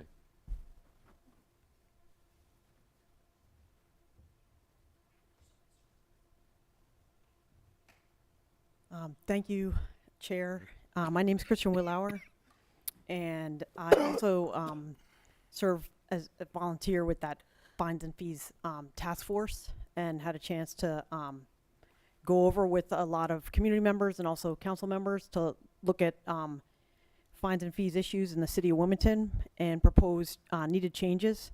But tonight, I just wanted to say, with $90 million in reserves, it's time for the city to end unfair fines and fees and create a budget that's balanced, fair, and sustainable. Water is a basic necessity. After years of rate increases, 1 in 3 customers is already behind in their water bills, but the city wants to increase water rates by 9% this year. And even though the city already gives out 80,000 to 100,000 parking and red light tickets every year, they want to increase fines revenue in terms of the projections by 30%. And the city says they need to raise water rates to pay for water services, but they're planning on spending $9 million of the water sewer fund revenue on city departments that aren't involved in delivering water services. And the city says they want to collect $4.6 million in red light tickets and $2.4 million in parking tickets next year, but they're planning on spending over $3 million on contractors based in New Jersey to collect it. Over the last 7 years, the city's been able to add $60 million to its reserves, which now total $90 million. While the city's been building up these reserves, residents have had to deal with boots, tows, and water bill interest and harsh collections practices like water shutoffs and water bill foreclosures. Instead of raising water bills 9%, Wilmington needs to develop a water affordability plan to make sure everyone has access to water. And instead of increasing the amount of money it's collecting from parking and red light tickets, Wilmington needs to look at the pros and cons of hiring expensive contractors out of New Jersey and see if it wouldn't make more sense to bring the enforcement of parking regulations and traffic safety back home to Wilmington. I'm here to ask you to do everything you can to make sure the city does not increase water bills and fine revenue as part of this year's budget, and take steps to reduce its use of fines and fees to generate income. Helping to make the city budget fair will be better for families and better for Wilmington. Thank you. And if I have any more time, I do want to say that the indirect costs, the city of Wilmington is planning on increasing the payment of indirect costs from the water sewer fund to the city by 16% this year, even though the increase in total general fund expenses is 10%. So I just asked City Council to take a really close look at these indirect cost funds, see like what they're based in. Do they reflect reality? Are they real services that the city is providing to the water utility? And if not, like, we shouldn't be taking money from the water sewer fund just to put it and to pay general fund city expenses. Thank you. Thank you. Next public comment.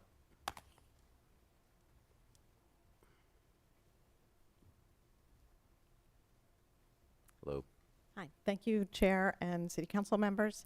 My name is Lynn Keelhorn, and I co-lead the campaign to end debtors prison, which is focused on fines and fees reform generally. Most of our work is focused on state-level reforms, particularly in court fines and fees, but our campaign has also become connected with the Wilmington Fines and Fees Justice Campaign. And through the work that I do, I'm connected with, or we are connected with national resources and research. And so we have some understanding of what works and what doesn't work in other jurisdictions across the country. The Wilmington Fines and Fees Justice Campaign has been concerned about the city's reliance on fines and fees for some time now. Particularly, we're focused on the parking red light ticket enforcement practices, as well as water fees and the collection practices. The recently approved and published report by the Council's Fines and Fees Task Force, which I was not a part of, presents city data in a way that highlights significant issues. And so now we really have something to work with. Our city's water fee structure and payment enforcement policies cause harm to financially challenged residents and should be reformed. These reforms will take time to develop. However, there are some things we could do and should do now to reduce harm in the short term and put us on a path to sustainable reform. So I'm here tonight to reinforce what some others have said, that water is a human right. And here's some things that I hope you will consider. One is we need to take time to create a new payment structure to ensure water is affordable for all. Let's use 2024 as a planning year to determine the best affordability program for Wilmington. We can do that this year. While we are doing that, let's reduce harm that we can in the short term. We need more humane ways of collecting water debt. So let's stop water shutoffs for vulnerable households. Let's end using foreclosure to collect water debt from homeowners. Those are two simple things that we can do in the short term to stop the harm that we're doing. I know folks have said that there will be unintended consequences to those policies, but there are also unintended consequences to not moving in this direction. The harm we are causing with water shutoffs and foreclosures also has many unintended consequences for the city. Finally, I want to reiterate that we would like to see a freeze in the water rates for the coming year. We're not saying that water rates will not need to be increased over time and into the future, but given that we are in the very nice position of having surpluses, let's take advantage of the fact that we have built those reserves and use this as the planning year to develop a sustainable plan. And in the meantime, let's not cause more harm by doing this 9% increase in water fees and the 6% increase in stormwater. Let's put that on hold while we take time to develop a better system for Wilmington. Thank you. Thank you. There's no one else in chambers. I do have someone on Zoom. Carmen.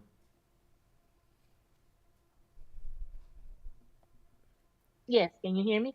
Yes, we can, ma'am. Floor is yours. Well, thank you. Well, my name is Carmen Silva. I am a resident of the West Side Hilltop area of Wilmington. Thank you for the opportunity to speak tonight. I have joined the budget meeting today to appeal to all of you council members to vote no to the budget proposal for an increase of taxes, especially the water taxes, and utilizing the millions of dollars in reserves to pay for things not even related to the water. We do need to better the water system. We do need to update the pipes, and we all know that, but let's not punish the residents. Those who have debts should pay, no exceptions Increasing taxes will only hurt those who are current on their bills and taxes. In a time when our community is facing so much homelessness, when the economy is so high that a person who works honestly to support their family struggles to survive, our elders and handicapped community fear the worst, which is losing their homes because they cannot afford any more increases. How can the administration even consider increasing more the taxes when the presentation clearly shows we have been able to maintain and support our water system and still have a surplus? Please, I appeal to you and I remind you to remember those people who believed in you, that we believe that you will be our voices. Consider the promises you made to our city to do better for everyone, not just for some selected people. Work with us and not against us. Your vote tonight will impact many lives. Please vote no tonight. I thank you and remember, water is a human right. Thank you so much. Right. Thank you very much. We have on Zoom a Bria. Hello, can you guys hear me? Yes, we can. Hi, yes, my name is Bria Arthur. I'm a resident of the 7th District, Little Italy, the Flats area. And I am also, to piggyback off of what Carmen just said so passionately, I am also appealing to the humanity of our city council to vote no against these water bill increases. I am a single person and I've seen my bill double. And I can only imagine what others that have families are going through. So I'm just asking for if you guys have any bit of decency to not raise these or compassion for the residents of this city to not raise the water bill any further. Thank you. Thank you very much. And as a point of clarification for all those who are listening, both in person and online, we appreciate the feedback. There is no vote tonight, so this is just simply digesting the information. So council president and all of council, we're here to listen, and we listen to the administration's presentations. There is no vote tonight. The vote for this will not happen until next month. So I just want to let everyone know, we will let everyone know when the vote is, but we are just digesting data right now. All right, but thank you very much. All right. Thank you very much for the public for being engaged on this very important topic. Now I'll turn it back to council for any final questions, comments. Okay. All right. Saying that, I would like to thank Mr. Of course, Director Greco and his team for presenting. And of course, special thanks to Deputy Director Mr. Winkler. Any follow-up information, I ask that you please provide it to Ms. Marshall Bassnight so we can post on the website. This time now that I asked, we will take a 10-minute break and we will return at 6:43. Thank you.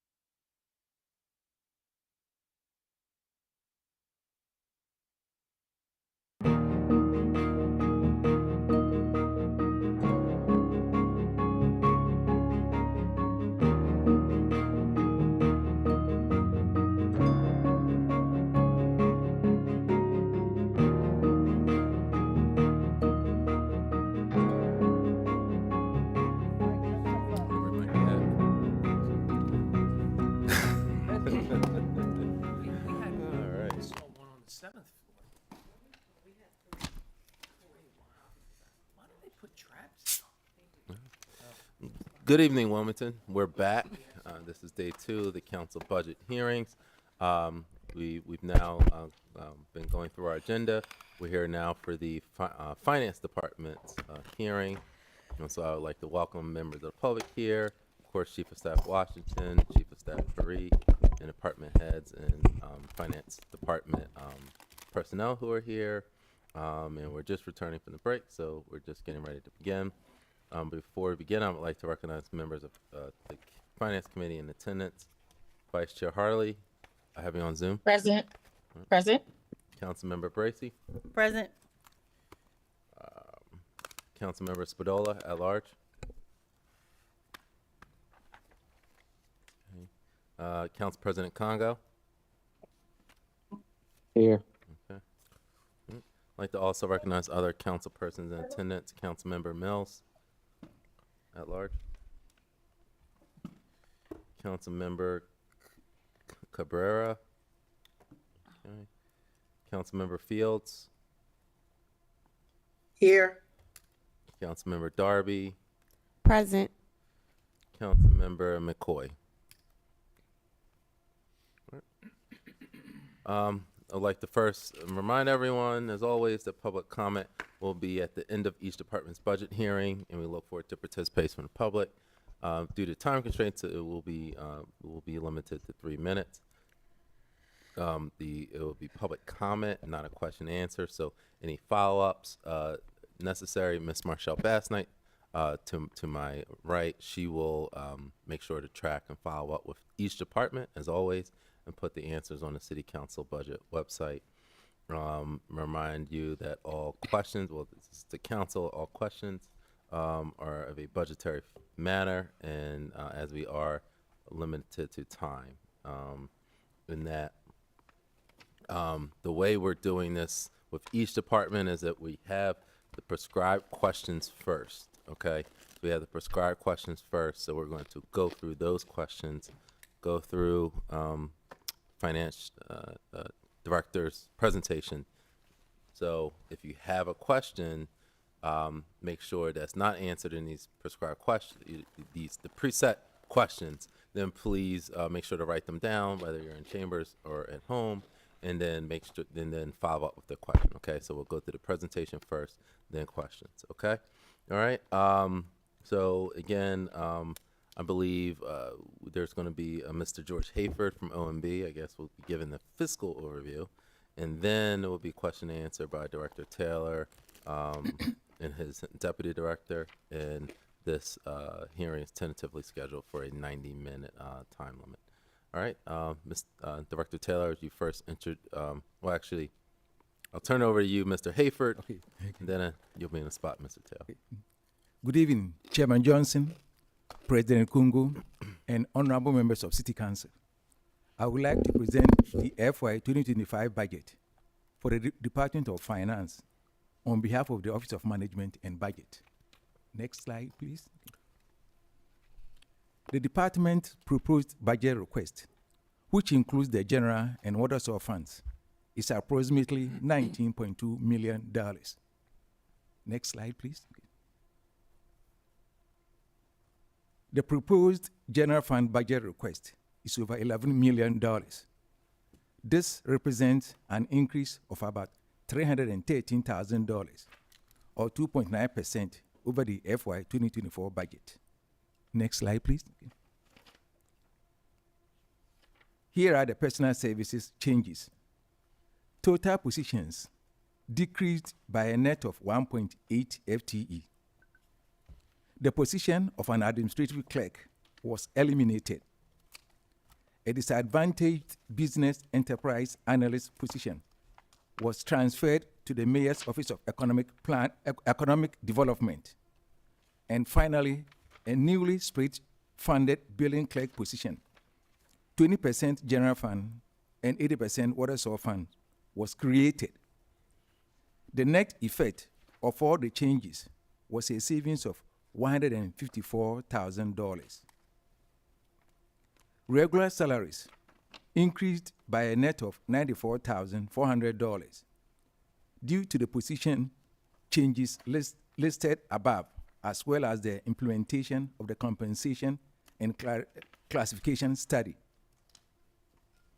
Hospitalization decreased by over $121,000 as the city will no longer provide health coverage for covered employees' spouses who are eligible for subsidized medical coverage through their own employers. Next slide, please. MS&E in the general fund increased a net total of $280,000, or 5.7%. Here are the various account changes that occurred. Postal direct charge increased by $10,200, reflecting the contractual cost for mailing, wage, head, and lodging tax booklets. Consultants decreased by $20,000 because funding related to certain procurement divisions proposals last year were eliminated. Temporary agencies increased by $65,000 for accounting expertise and support during the preparation of the year-end financial report. Parking citations commissions increased by $127,000 to cover a 2.5% increase in the conduent on-street parking management and citation contract. Red light camera commissions increased by $34,000 to capture costs of red light ticket and video enforcement program. Wage and head tax audit increased by $47,000 to fund increases from law and accounting firms used to assist in the collection of wage and head taxes. Next slide, please. Moving on to the water source fund, the department's budget request is about $8.2 million. This represents an increase of $677,000, or 9%, over the FY2024 budget. Next slide, please. Here are the personal services changes. Total positions increased by 0.8 FTE. 3 new positions: a senior accountant, 100% water source fund; a senior billing analyst, 100% water source fund; and a split-funded billing clerk, 80% water source fund and 20% general fund, were created. Offsetting this, 2 billing analyst positions were eliminated. The net effect of all the changes was a cost of $76,000. Regular salaries increased by a net $143,000 due to the position changes listed above, as well as the implementation of the compensation and classification study. Next slide, please. MS&E in the water source fund increased a total of $485,000, or 10.8%. Here are some of the major funding changes that occurred. Temporary agencies increased by $65,000 for accounting expertise and support during the preparation of the year-end financial report.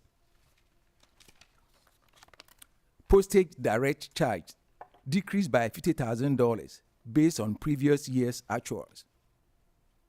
Miscellaneous charges, NOC, increased by a net $112,000. To perform a review of the current Minis software, an amount of $200,000 was added. Offsetting that increase was the removal of $88,000 in one-time funding in last year's budget related to 311 customer service system. Lockbox charges increased by $25,000 to cover an increase in the number of transactions processed.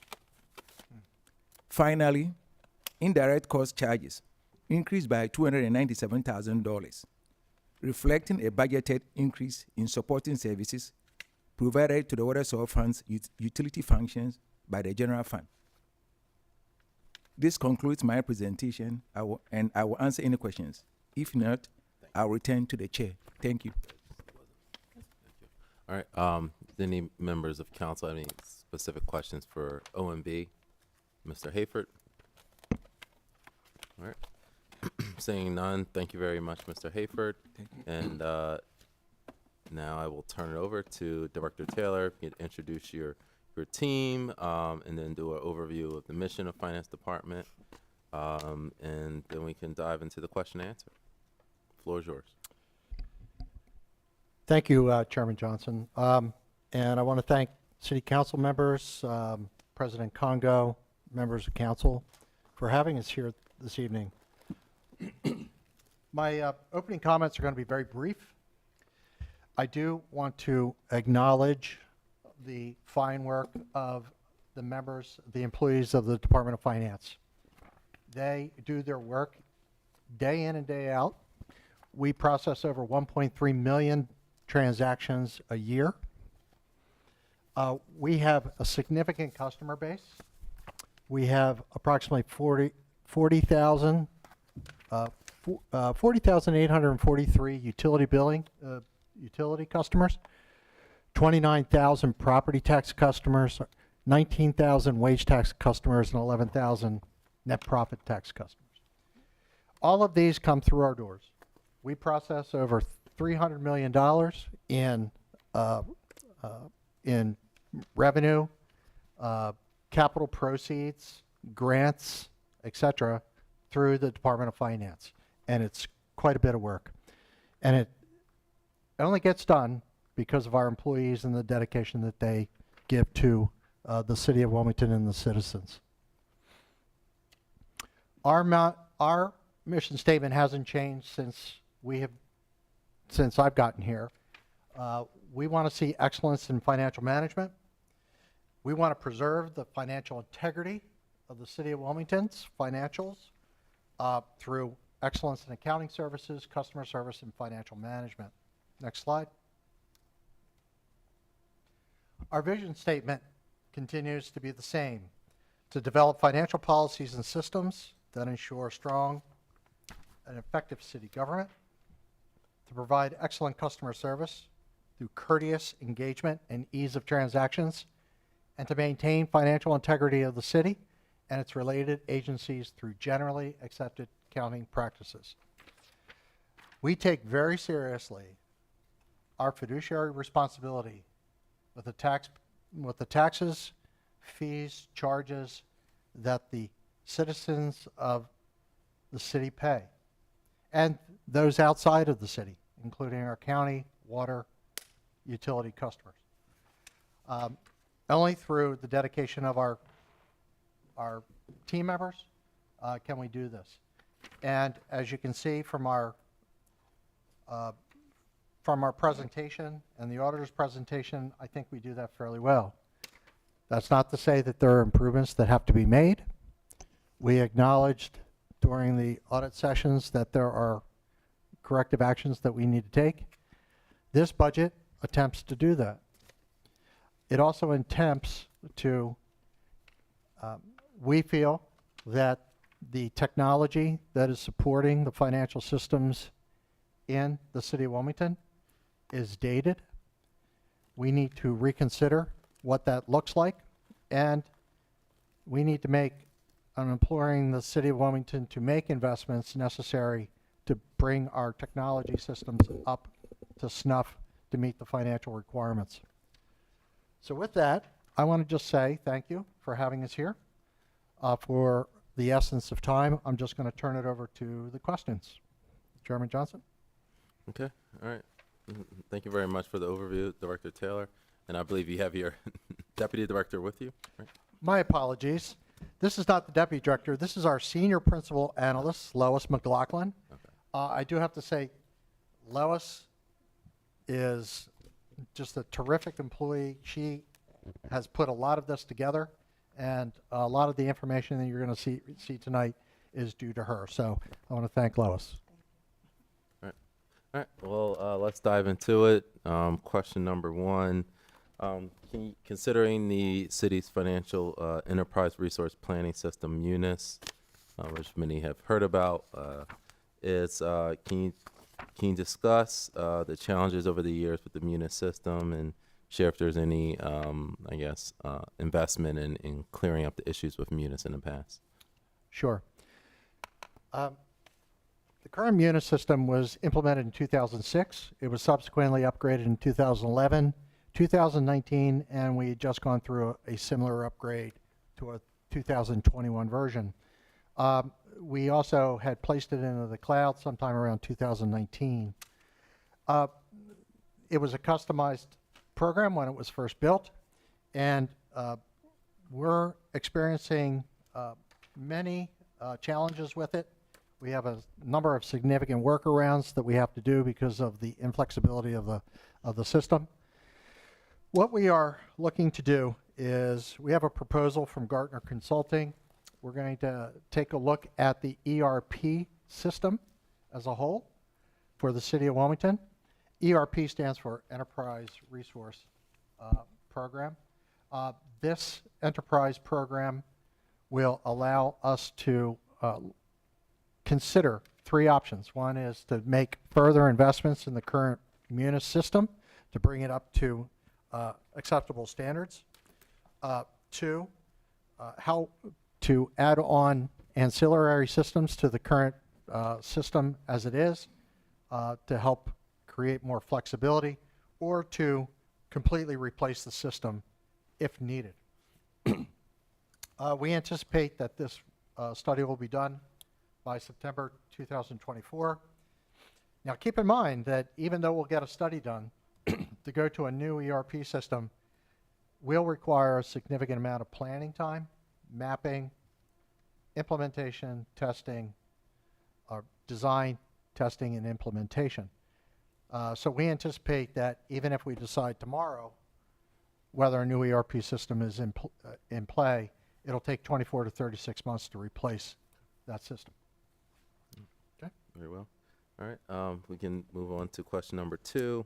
Can you discuss the current vacant positions and the plan to fill them?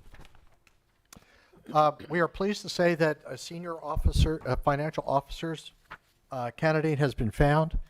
That individual is going to be starting on Monday. This position is going to be critical in that when we were going through the audit process, they had indicated that there were some weaknesses and deficiencies with regard to reconciliations and the closeout process. We intend to implement a new closeout process. We're going to do it more frequently.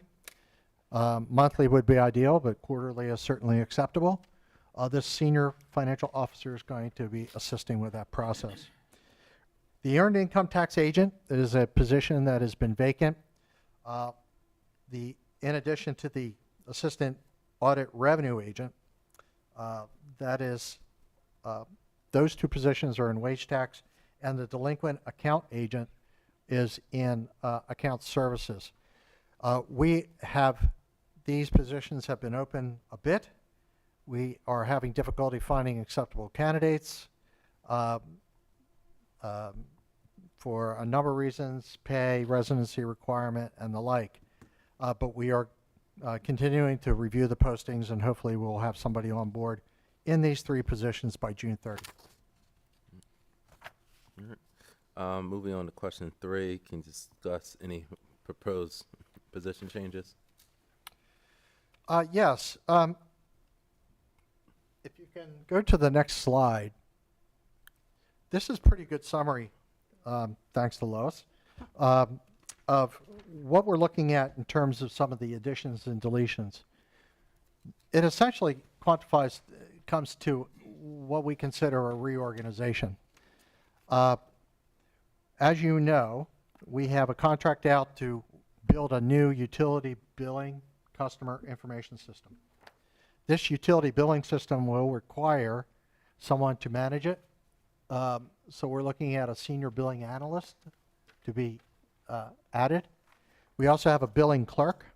The billing clerk is going to be dedicated to have most of their time dedicated to the water sewer fund, primarily because we need to make sure that we have administrative interaction with the consultant team as well as the billing team. Now, we've deleted 2 billing analysts because we're going to attempt to not upgrade, but we're going to utilize our current staff to become part of this integrated billing system. So we're making some decisions about what that looks like. These positions are going to be reorganized in FY25 and be ready for the launch of the new system sometime in March of 2025. We have a net total gain of about $20,000 as a result of these reorganizations. Next slide, WITN. The question specifically about the Prios. Yeah, regarding Prios, we've seen a reduction in the number of tickets being written since the changes in residential parking permits. As you know, we got rid of we still have the zones, the 26 zones, but we put them on different deadlines. We had them on different deadlines. We switched this over to all of the west side, I hope I get this correctly, west side the permits are due in January, the east side permits are due in July. In addition, we're going to a 2-year permitting process as opposed to a 1-year. Many of the tickets that were written were due to people's permits expiring, and we felt that that was being too onerous to the citizens in the city. So we extended the permit renewal process. They're good for 2 years. So if you live in the city, I encourage you to get a residential parking permit, and that will allow you to park in your particular zone, near your residence or business for 2 years. All right, very well. You could just move to C, discussion of the extra duty pay for fire department and the police department. Yes. This has become somewhat of a complicated situation in that there are lots of events that are out there. Extra duty and special events pay is really, we deploy police officers and EMS personnel out to events. Those events may require the security of a police officer or to have somebody available in case there's an issue. It gets billed out to the event organizers. If the event organizers do not pay, we have to put them into a collections account. The collections account is being managed by the account services department. We are going to use a portion of the billing clerk, which will be 20% general fund funded, to assist with getting those bills, making sure they're organized, and we're going to be staying on the event planners. So we want to make sure that, again, we have to just get our arms around this kind of many tentacled process. This is a lot of events with a lot of individual billings to organizations. We need to collect them. With regard to, may I go on to Yes. D? D, yes. About ASME. Yeah. Regarding the local ASME 1102, we've actually seen our ASME staff actually grow from 2020 to 2024 from 49 positions to 52. We had we dropped it to 51 because we eliminated a PREO to create an upgrade for an administrative clerk. The administrative clerk will be working with customers on tow releases. Many times people will walk in. They have to walk into the city county building in order to get a tow release. This individual is going to be assisting with that. Okay. All right, moving on to question number 4. We discuss the professional services account line. This is a $100,000 increase from last fiscal year. If you go to the next page, it'll have a chart, and it would be helpful to take a look at this. Two thoughts about this. One is we're having a very, very difficult time keeping and finding accounting staff. qualified accounting staff. In many cases, we have to go out to consultant firms such as Robert Half at significant cost. In fact, if we were to outsource these positions, they could be in the upwards of $120 an hour. The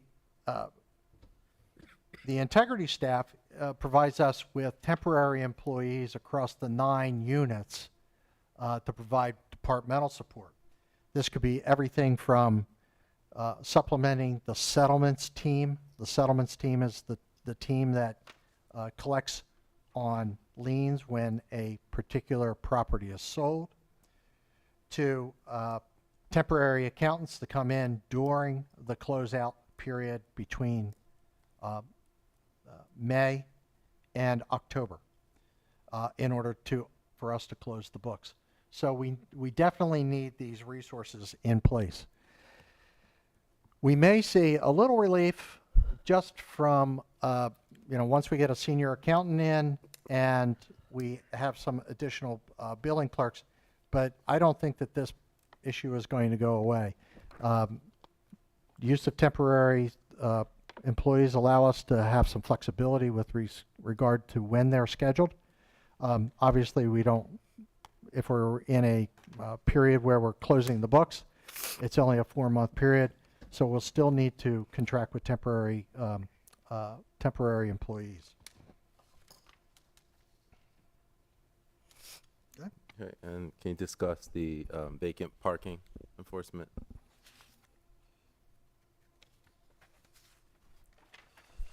The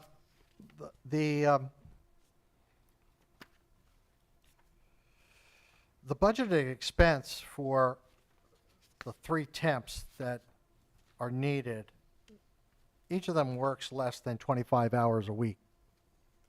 So although the role of the temp is necessary, it doesn't warrant a full-time staff member to be supported. So we've seen some reductions. We've offset that by revenue and reduction in revenue enforcement officers because we're obviously writing fewer tickets. But at the same time, we've redeployed them into temp salaries in order for us to be able to process more in the back office. If I go into E. Yes. As I mentioned before, yes, we've missed the December 31st deadline of each year. There are a number of reasons for that. Staffing is one, technology is another, and the addition of additional GASB requirements, which Mr. Fernandez went over earlier tonight, has caused us to take a look at having to extend it. However, the Government Finance Officers Association, which provides us the Certificate for Financial Excellence, has made it very clear that we have to have it done by December 31st of this year. With that said, we've implemented a new closeout process.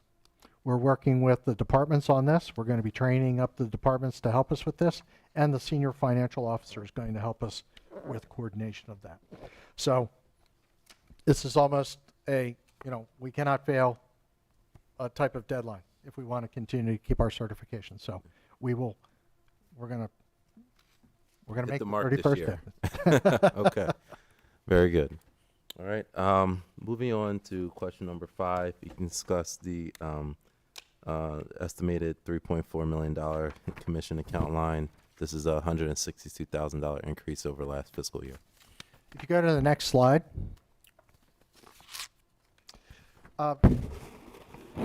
These increases are really due to the contracts that are written have fixed percentages, and in the cases of conduit has an increase, an annual increase that is done every year. Those increases are what driving those costs to go up. I do have one comment to make about the parking citations and the red light camera program. The parking citations Services was subject to a request for proposals this year. We have not selected the vendor as yet.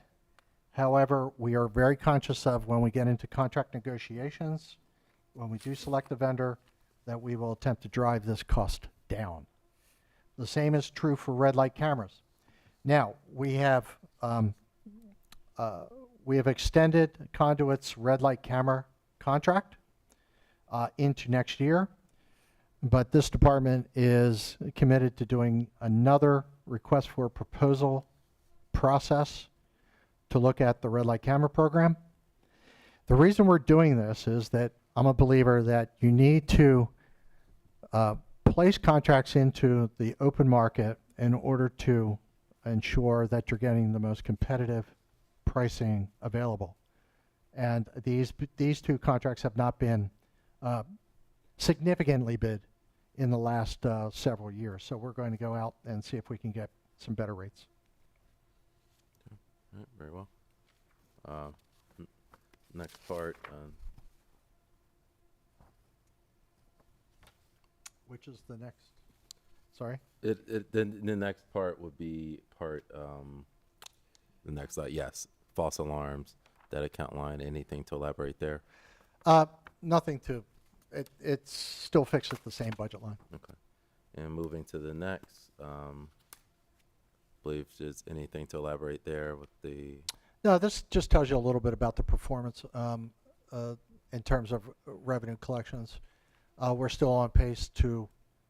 The parking citations is, it's projected to be down from FY23. As you can see, the parking citations has been dropping significantly over the last 3 to 5 years. As you can see, the FY25 projection is at 2.4. The FY23 resulted in 2.9. Year to date, we may be actually a little lower than that, than the 2.9. So I think that we're heading in the right direction in terms of that. It's a double-edged sword. You have a certain amount. You want to see your revenue drop because the people are being compliant with payment and being compliant with not getting tickets. So we're going to watch that drop. Red light cameras, we are going to request from the Department of Transportation a refresh of the intersections for the safety, for some safety statistics to see whether or not we're going to do an assessment of their utility, each of the cameras in the intersections. We're doing that because when we do an RFP for the red light camera program, we would be able to size the program appropriately. So we're in the process of doing that. But as you can see, red light cameras, we might be down a little bit from last year for FY24, but we think we're going to be right around 4.5 for FY25 as far as projection. So hopefully, we'll see some results. And moving on, Director Taylor, to talk about the city's towing contract. I believe that's the next section. Sure. On that. We have, every year we bid the towing contract. This year, we received bids from 2 companies. And what was different from previous years, where those companies had bid 0 for a tow to the customer, this year the winning contract bid $110 per tow and $40 a day for storage for every day starting with day 8. These are part of the reforms that we introduced in the last 2 or 3 years. We extended the time for disposition out to 60 days. It was originally at 45. Actually, it was originally, I believe, at 30. We extended it out to 60 days. we also extended the time for storage out to 7 days. Before it was, I think, it was a little under 3 or 4 days. So, we're trying to ease the pain of some of the customers. However, with the bid, the towing contractor is going to be charging customers $110 and $40 a day for storage after day 8 at the time of their car being picked up. None of that revenue is coming to the city. That revenue is being charged by the tow company and will remain with the tow company. I will tell you that we only received 2 bids. They were only separated by $30 in terms of total overall costs. The other bidder also bid a price to the customer for the tow. So we'll have to see this year how this plays out. Very well. And next question is about the Fines and Fees Task Force, which you have heard mentioned tonight by various members of the public and on council. Right. I know there was a recommendation report. Can you advise if this has been considered in this budget or whether it's consideration in the future? Well, certainly, we'll give the report a thorough going over. However, the administration at this time has no recommendations. It's still reviewing the report. Keep in mind that our budget and the city's budget, FY2025 budget, is based on the fines and fees that were passed last year. And any change to that is going to require, we are required to have a balanced budget. Any change will require a concomitant reduction in the expenses. And, where those expenses will come from, we're talking maybe loss of services, employees, or revenue increases elsewhere. So it's like a balloon. If you squeeze it in one area, it gets bigger in another. So we've got to figure out, the relative impact of those recommendations. And then lastly, I know you already briefly touched on this. It's about the parking reforms that have already been in progress, I guess, over the past last year or so. So can you just give a high-level overview of what those processes are? Sure. I think we've made a good faith effort to reform our parking policies. Maybe they've taken a little longer than people had expected, but we're moving along. We've installed new kiosks. We've reduced the cost of a ticket for early payment. That was passed, I guess it was this year, to going from $40 to $25 if you pay within 14 days. That is a lot better than it was, where it was a $10 reduction if you paid within 3 days. So we're giving people time to make those payments. We've extended tow storage periods before disposition. Like I said, we went from 30 to 60 days. We've simplified the residential parking permit process. We've reformed the parking appeals with the redirection to the Justice of the Peace court process, which was the subject of some, claims of, decisions that were being made in the city about the appeals.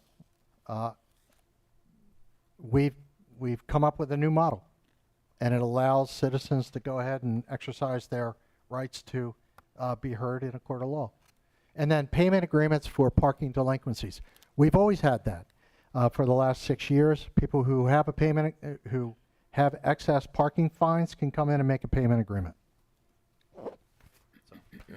All right, very well. All right, moving on to the next set of questions about the sheriff's sale account lines, wage and head audits, and the collection expenses.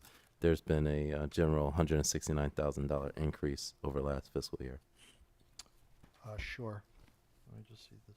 Six. Could you go to the next slide, please? These are the costs, the amounts of the contracts that we have with various firms. Cover and Rossiter, They help us with our wage tax collection efforts, Avenue Insights as well. Voice for Impact, this is the digital advertising campaigns that we do for the UAP program. If you recall, we were sending digital advertisements out for the UAP program, which resulted in a pretty significant number of people coming in and being notified and then coming in and making payment arrangements with us. We've got with wage tax, we've got a skip tracing service. What this does is it allows us to identify where people are living and be able to notify them and inform them of back due taxes and fees. MGM, Manning, Gross, Massenburg, they are a law firm that helps us with some of the more complicated collection efforts. For instance, if we have an issue with regard to parcels that are not, that need county review, we call on the attorneys to help us through that. Paymentus is our service for online payment service. They handle all the online payment processing and bill presentment.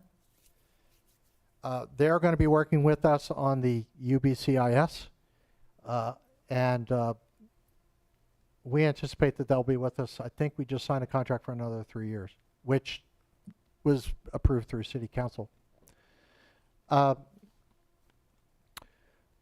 With regard to the court costs, we are still kind of in flux about how we're going to be looking at collecting court costs. We have to work with the court system on that particular item. So we have some money set aside and parked there. Blind Sight. Blind Sight is in our budget, but it serves the entire city with respect to the 311 call center. Gartner. This is the $200,000 for the ERP study to review current financial system. I described that earlier in the presentation. And then the Utility Assistance Program. This is the $250,000 to help fund people who have hardships in paying their water utility bills. Okay, and Director Terrell, I didn't see it noted on here, but are any of these contractors, numerous contractors, DBEs? They're not. They are not. Voice for Impact is a woman-owned business, certified nationally. We don't. Through the DBE reforms, we're looking at including women-owned businesses in the DBE definition. So that would be the one that would probably fit that.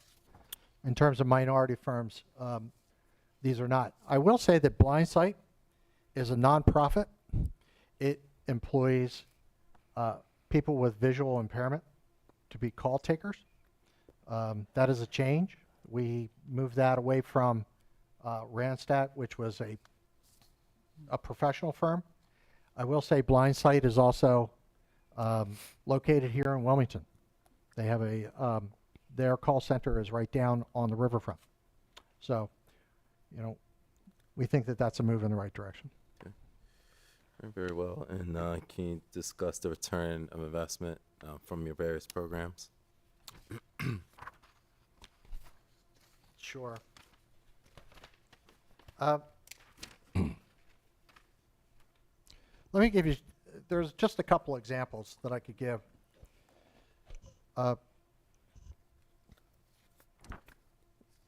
For instance, for the UAP program and the LIWAP program, we spent approximately $10,000 on a digital advertising campaign. That yielded approximately 800 people to come in and apply for the program. We saw a very significant increase in our ROI as a result of that. Everything from legal services, for instance, we spend approximately $400,000 in legal services a year. We recoup, last year this year we recouped $1.5 million in revenue as a result of those collection services through those legal services. That could be anything from sending delinquency letters to right up to sheriff sales. So our collections, most of these are related to investments that we're making both in employees and contractual services and the revenue that is coming in. Very well. Thank you, Director Taylor.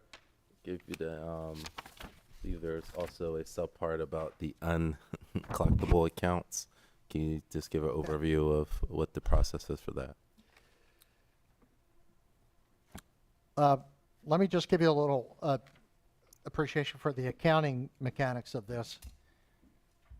We keep everyone who has a delinquent account in a database. These do not go away.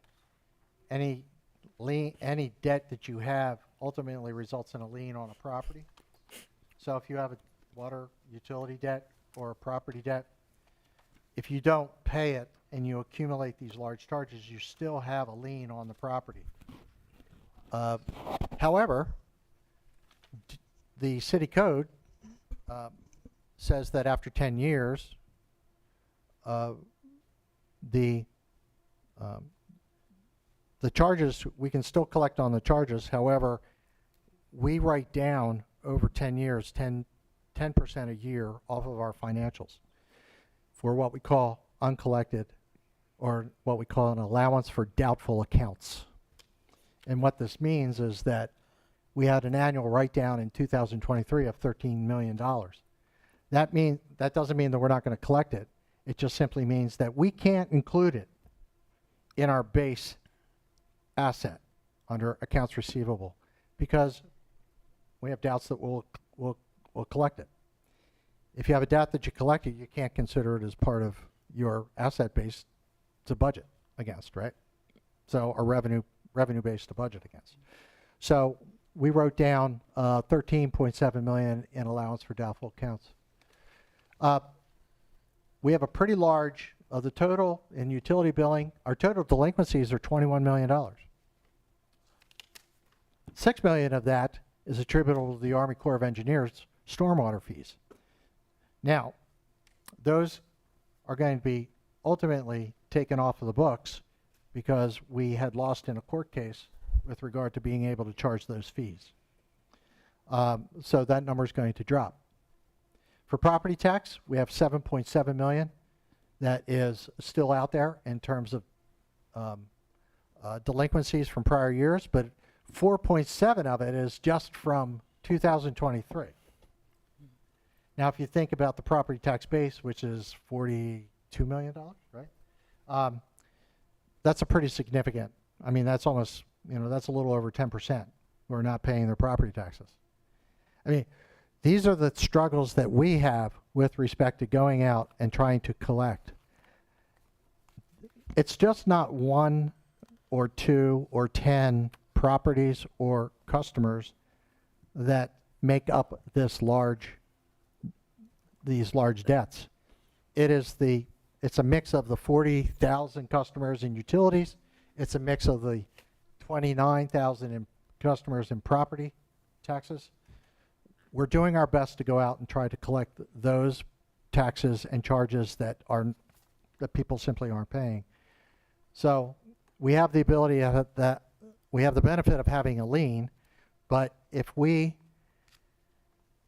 set aside our ability to collect, I don't believe that we're doing our jobs. I think that we need to have enforcement techniques for us to be able to go out, try to collect, or these numbers are going to balloon. We've spent the last 6 years trying to drive down our accounts receivable, and we have done that, and I think we've done it successfully. But we still have a large, as you can see, we still have a large amount of uncollected debt that's out there. Wage taxes, we have no receivable estimate for wage taxes due because it's self-reported. We go out and we audit employers to make sure that they are sufficiently withholding the wage tax when they report in. But that is, our review is usually after the fact. We think that there is probably an underreported wage and net profit tax base of about 10 million. That's why we have to have companies like Cover and Rossiter, Asset or Avenue Insights, and some of the law firms participate with us to try to go out and collect those taxes. Okay. All right. In this section F, I believe you briefly touched on the 311. Is there anything else to elaborate on that? Sure. The funding for the 311 initiative, again, it's in our budget totally, but 60% of the calls, of all calls that are coming in from constituents are utility related. That's why you'll see a portion of it, a portion of the cost of that being in the water sewer fund. So they're taking calls from it. This was a sea change from prior to this administration coming in.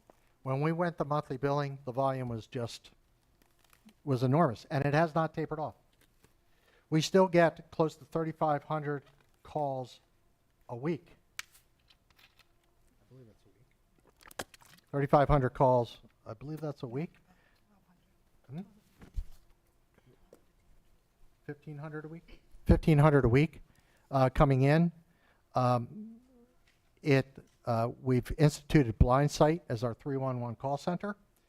But I'll say close to 30% of those calls are still transferred back into the City of Wilmington customer service area, because in many cases, customers want to either work out a payment agreement, have questions that are a lot more complicated than a call center can answer, and some of them also go off into conduit for parking arrangements. So 311 initiative is that call center is critical to our servicing customers, and that's why there's a split between water, sewer, and general fund. Okay. If I go on to G? Yes, he described the UAP program and the funds Yes. left for that. The UAP program only has, we allocated $750,000 in CARES Act and ARPA money to fund the UAP program. Of that $750,000, only $3,000 is left. So we've given a pretty significant amount of money over there. In addition to that was the LIWAP money from the state, which was also ARPA money passed through to the state. That resulted in, I believe it was $1.2 million in LIWAP money that went out. Now, we still have the $250,000 in funding from the water sewer fund. Okay? Now that money is parked there, but keep in mind that that money is sitting as part of the budget. If it's not used, it will go into the water sewer fund fund balance net position. Okay? And you'll start over next year with $250,000. We have we did a digital advertising campaign that's been running. It's been running for a month and a half. I don't have the stats on it just right with me, but that's due to end in another month and a half. We're hoping to see this $250,000 being drawn in this fiscal year. So hopefully a portion of this is going to go out the door before June 30th. Okay. Moving on to question 7, you discussed why there's a lockbox charge increase. We noticed that in the account lines. There's actually two. Strike that. There's actually one significant reason, and that is we're getting more participation in our lockbox. What this is JP Morgan, TD Bank, and Paymentus. JP Morgan and Paymentus in particular have seen an increase in the payment of online payment of taxes and charges to the city. So this continues to increase primarily because of those two, and it's all due to volume. We want to encourage people to pay online. It gets the money to us faster. It helps us keep a better record. It takes the pressure off of the customer service center. in processing the paper checks. So we want to encourage the use of online payment systems. All right. We're moving to question 8. You discussed the printing and advertising account line. Again, this is all for notifications. Let me see here. Just looking total. So we have some. What we're doing is we are looking at different ways of communicating with. Let me back up. This particular budget is pretty standard every year. Okay. These are the areas that we usually would send out print material. However, we're looking at doing more digital advertising, and when the new UBCIS program gets put in place, we will be doing electronic notifications coming out automatically from the system to cell phones, emails, and we'll continue to work through the digital advertising program. We've also done text to pay, so we're beginning to see more digital communications going out to customers. Will this make an impact in terms of dropping this number? I'm not sure. I will say that the new UBCIS process for FY25 will probably result in a reduction in the mailers, in the cost of the mailers going out from our current system under mailroom systems. So we're seeing maybe, they're projecting maybe a $50,000 reduction in the cost of mailers going out. All right. Any highlights with funding set aside for training for your staff? Anything to touch on? Just briefly. Sure, we've got some, we are in constant in-house mode of training on Munis. We're also doing a lot of management training. HR has issued, they've actually set up a new training for our managers through Wilmington University. But we're also going to have significant training for our UBCIS program. Tyler Technologies, as we continue to roll out new formats for that. We're doing some travel to the Government Finance Officers Association conferences. We're probably going to be going to a number of Tyler conferences and a number of, the name of the company for the UBCIS program is called Systems and Software. We call it SNS. So we'll be going to some SNS trainings. We have to put them through a pretty significant training program starting in the fall. Okay. All right. Very well. And I believe your organizational chart will be on the next slide for all those to see. And thank you very much for the presentation. I am going to now jump to questions from council. Believe take this a little bit out of order. Councilmember Darby does, since he is in person, I believe she does have some questions. So, Councilmember Darby. Yes. I would like to go back to. They're all out of order.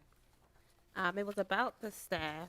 I wanted to understand. I gotta pull up my notes here. How many positions are solely water sewer fund, and then how many are split? And when making that decision, what are you basing that on? That was one of them. We don't have the breakout here right now. However, what we do is we go through, there's two processes. One is that we evaluate it every year to see where our most activity is occurring. I will tell you that of our budget, the general fund still represents 47% of our budget, whereas the water sewer fund represents only 43% of our budget. We evaluate them based on how much interaction they have with the utility program. That could mean everything from producing a bill to collections work to accounting services. It also includes indirect costs with regard, this is overall for the city, technology, information information systems also gets maybe it has a portion of that in the indirect costs for the water sewer fund. So we'd be happy to give you a breakout of how they're split. I think. If I can, Mr. Chairman. Mr. Chair, yeah, I have just- the answer to that. Can, Wait, Miss Bass Knight. all right, thank first. you. Yes. Councilwoman Darby, like there's a document that I sent to you earlier today. It sort of has like the breakdown just for the water sewer fund. Or the Like, indirect costs. You talking about? I thought you said for the positions. Oh, for the position. Right, yeah, so, as far as how they determine like the percentage of why those percentage is for the water sewer fund, I mean, the director will have to address that, but I did share with you the list. Okay. Okay.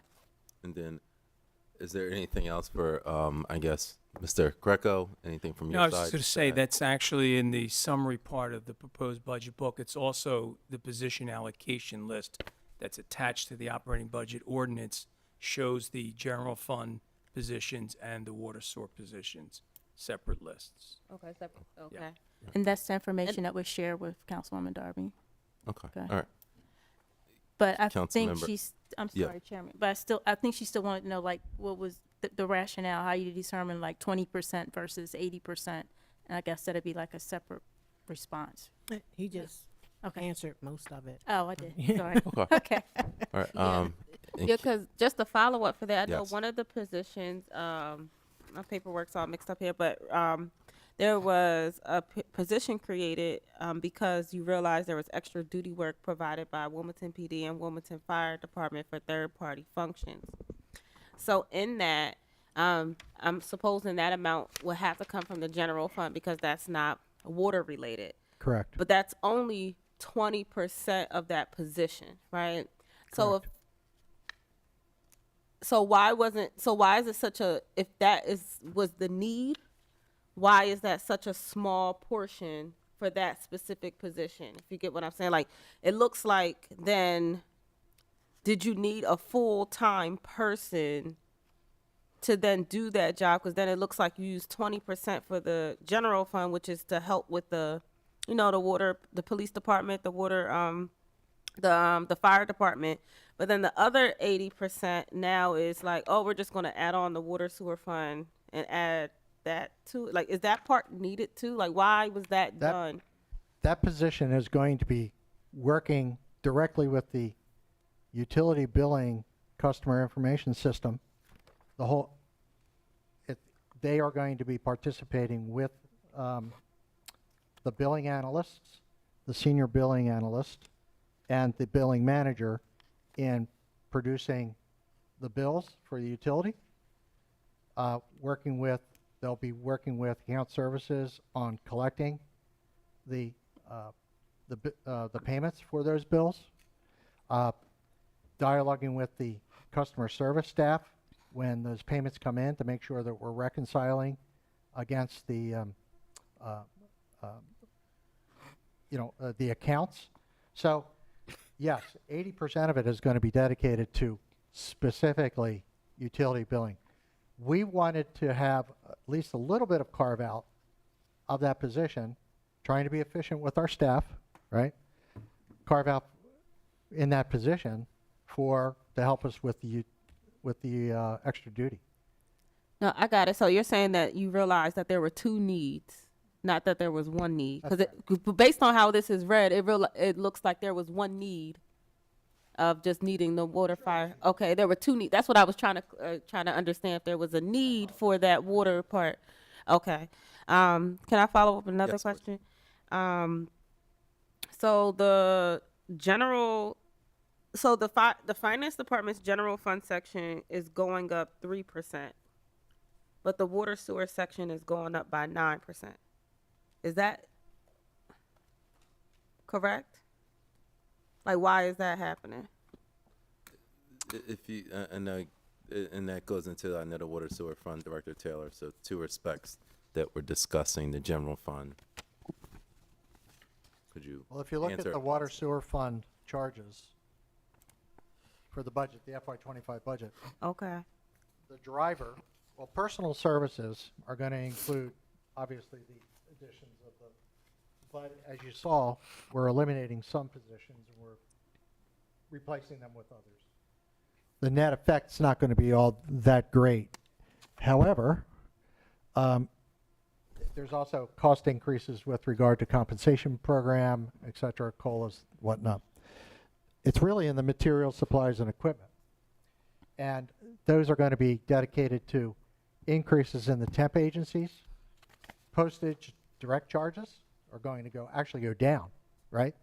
I was mentioning under the UBCIS, we're going to actually have a new way that the bills are going to be sent out, and it's actually going to reduce the amount.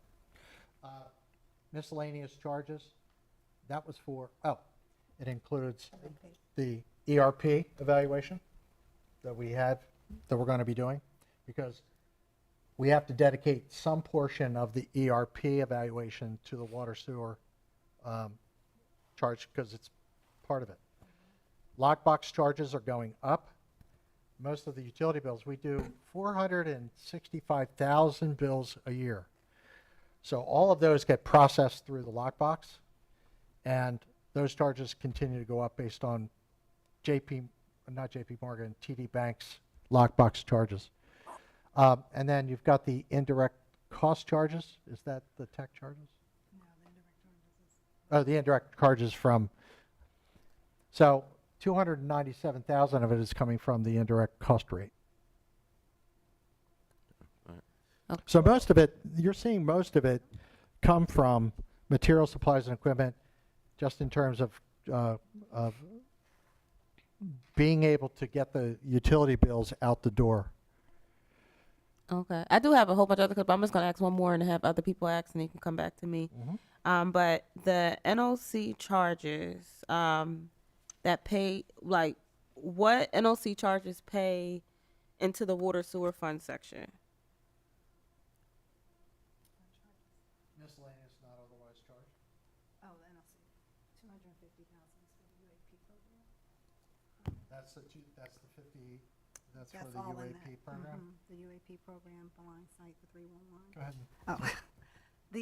The three entities that are involved in that is the UAP program, which is 250,000, the 311 program, which is 500,000, and then the 200,000 for the ERP study that we mentioned earlier. Okay, thank you. All right. I'm going to jump to other council members. Vice Chair Harley, I believe I do see your hand raised, so the floor is yours. Yes, Mr. Chair, can you hear me? Yes, we can hear you. Okay. All right. Thank you. So first of all, I want to just commend Director Taylor for his business acumen, being able to understand, his craft, what we're talking about, being able to answer all these questions and to unravel it. So I just wanted to say, kudos to you. Thank you. My questions real quick are, one, as it relates to our water bill utility assistance, what percentage is still available? There is $3,200 left over from the old ARPA CARES Act funds, but we have another $250,000 available. That's 100% of that is available. And I thank you for sharing that, because I know that water bill affordability is not the same. I get that. I understand that 100%. But I think it's good for the community and for it to be on record that if there are residents that feel as though that they are having a hardship around water bill, utility bills, that we have the funds there. And so I think that it just makes sense that if individuals, even if they have to wait until they're 3 months behind, apparently there's a reason. But nonetheless, knowing that we have these funds available, I think the community needs to know that. And it just makes sense for us to consider utilizing those funds before thinking about cutting fees in other places. So that's one part of my statement. And then secondly, if those funds are not utilized at the end of June, do they just carry over or do we just re-up those dollars? My understanding is that it does not carry over.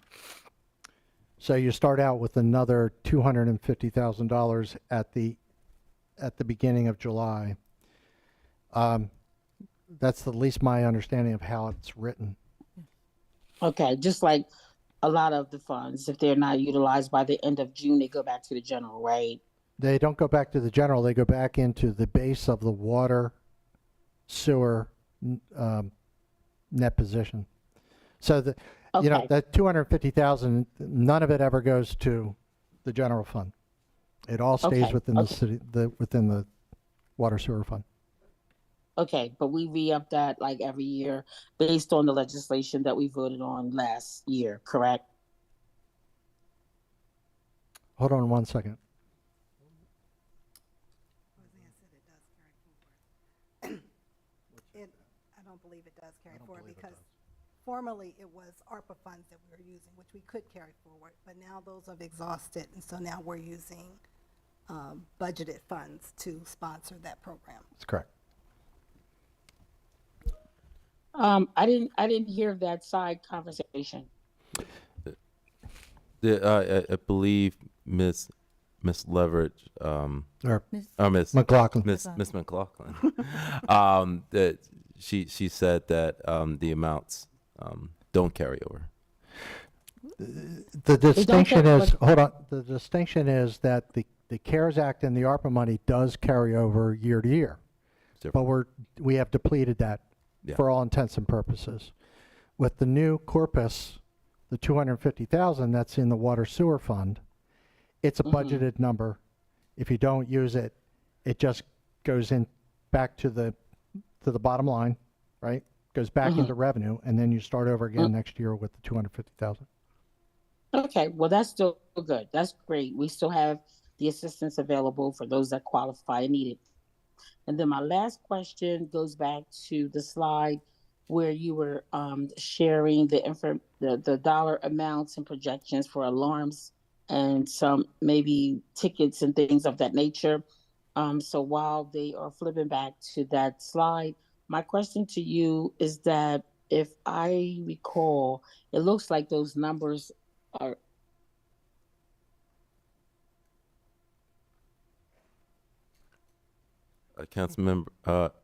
Councilmember, we lost you. She's muted. Oh, Or you're can muted. you hear me? Oh, Yes, I'm we can hear sorry. you now. What was the okay, so I asked about the alarm fee. Going back to that slide, it was a grid that had alarms on it, and I believe it had Page parking 28. tickets on it. Yep. Okay, my question is that if I recall correctly, the projection for 2025 from was it 2023 that they're going to double the amount that's being projected is doubling. I'm not looking at the slide right now. Oh, you're talking about the revenue projection?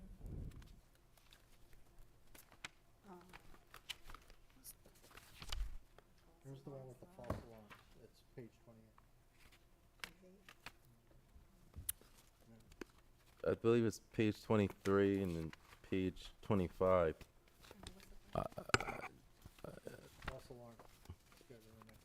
I don't see it as doubling. It looks flat, but maybe. Well, that's- can you share the grid on the? Can you share that grid? I can't see it. Yeah. Can you ask WITN if that's WITN, could you put in slide 26?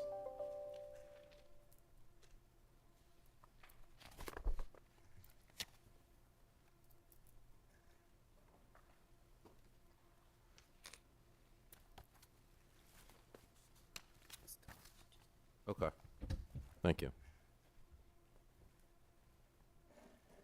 Is this the one?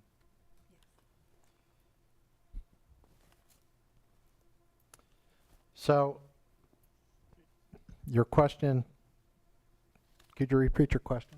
I believe,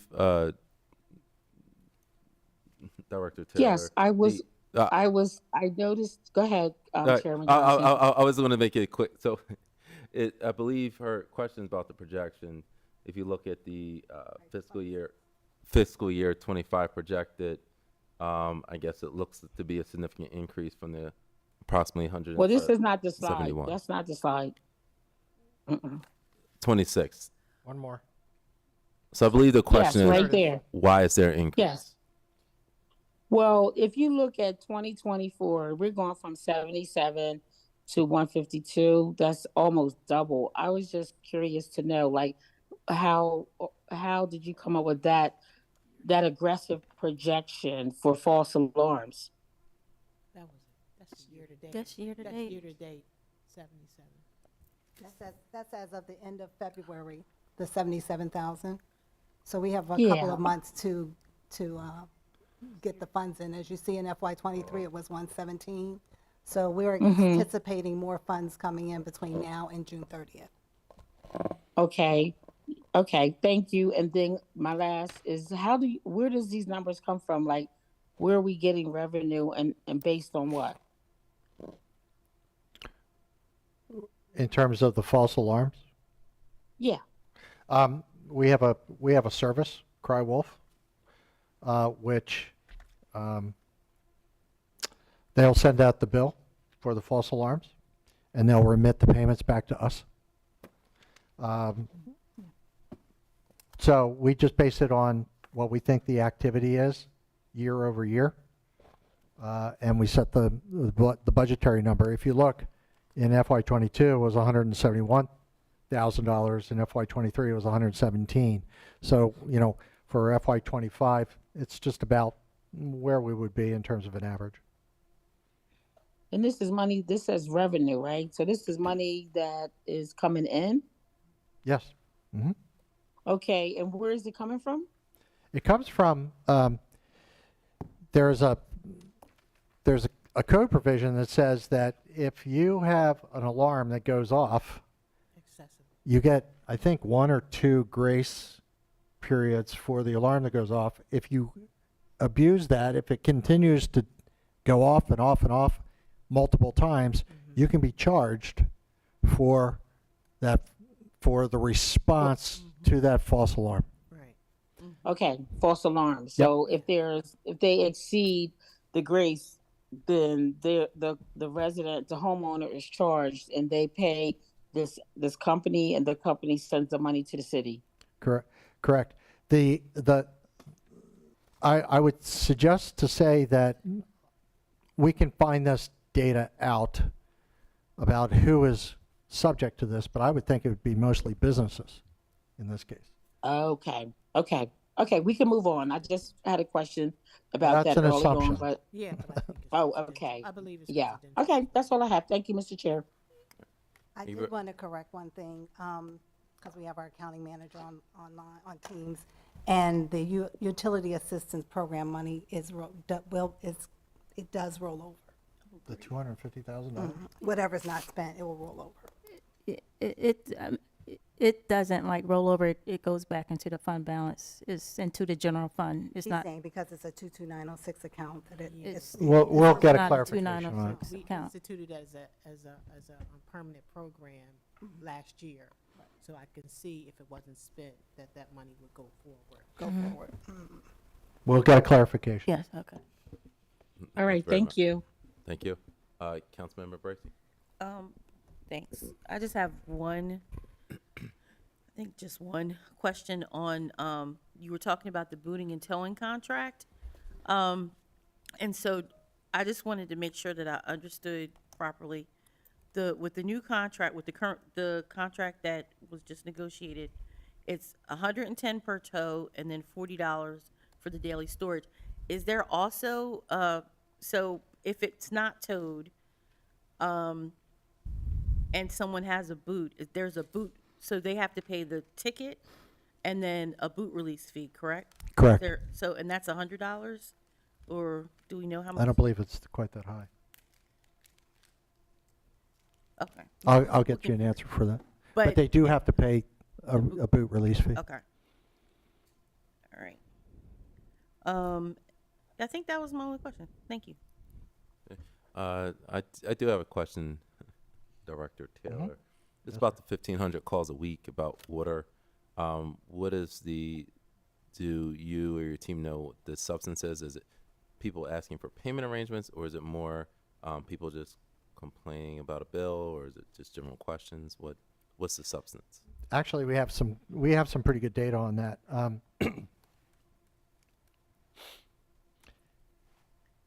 Approximately 40% of the calls come in are just general questions about the bill. Hence is why we wanted to go to a new billing system, because we think the bill is too complicated. It's too, people get confused about what they're being charged for and the like.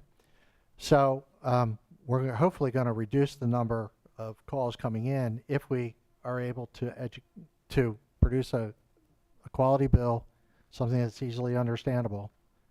The balance of that are for payment arrangements, adjustments. A lot of people call in, say that I've had why has my water bill gone from 4,000 to 10,000 gallons back to 4,000 gallons? Those kinds of questions. We try to work them out. Also, calls about I paid my bill, but I still got an interest charge on my next bill because of the processing time between when you paid the bill and when it actually went into the system. The system itself will actually charge the interest amount automatically. So if you have any kind of delay in terms of getting that bill into the system, the next bill will have an interest charge. A lot of those cases, if we can verify that the person did in fact pay on time, we'll reduce the interest charge. We'll abate the interest charge. I just have a quick follow-up. Is there any thought to possibly a reduced or a reduction for auto payments, something that could be offered to residents to kind of ease the burden on the finance side? In terms of the overall, like to the facilities charge? Yeah, or so say if something you like do auto debit, you maybe get a 2% adjustment or something. Yeah. Just to encourage citizens to just do auto debit who are able to. That way it kind of lessens the hassle. Yeah, we can poll some experts and see whether or not there's any programs out there that do that. I will tell you that and the reason I ask is 1,500 calls seems like a lot. That's a lot of calls about a program. So particularly, it seems like a lot of citizens are concerned about water. So I'm just trying to think of ways to ease the burden. That's 5% of your customer base. Yeah. Calling. Yes. Every week. That's a lot. It is a lot, and this is why I think that a water utility billing system is so critical, because I think we've outgrown kind of the one that we have. We need to build in some more automation into the system that'll allow us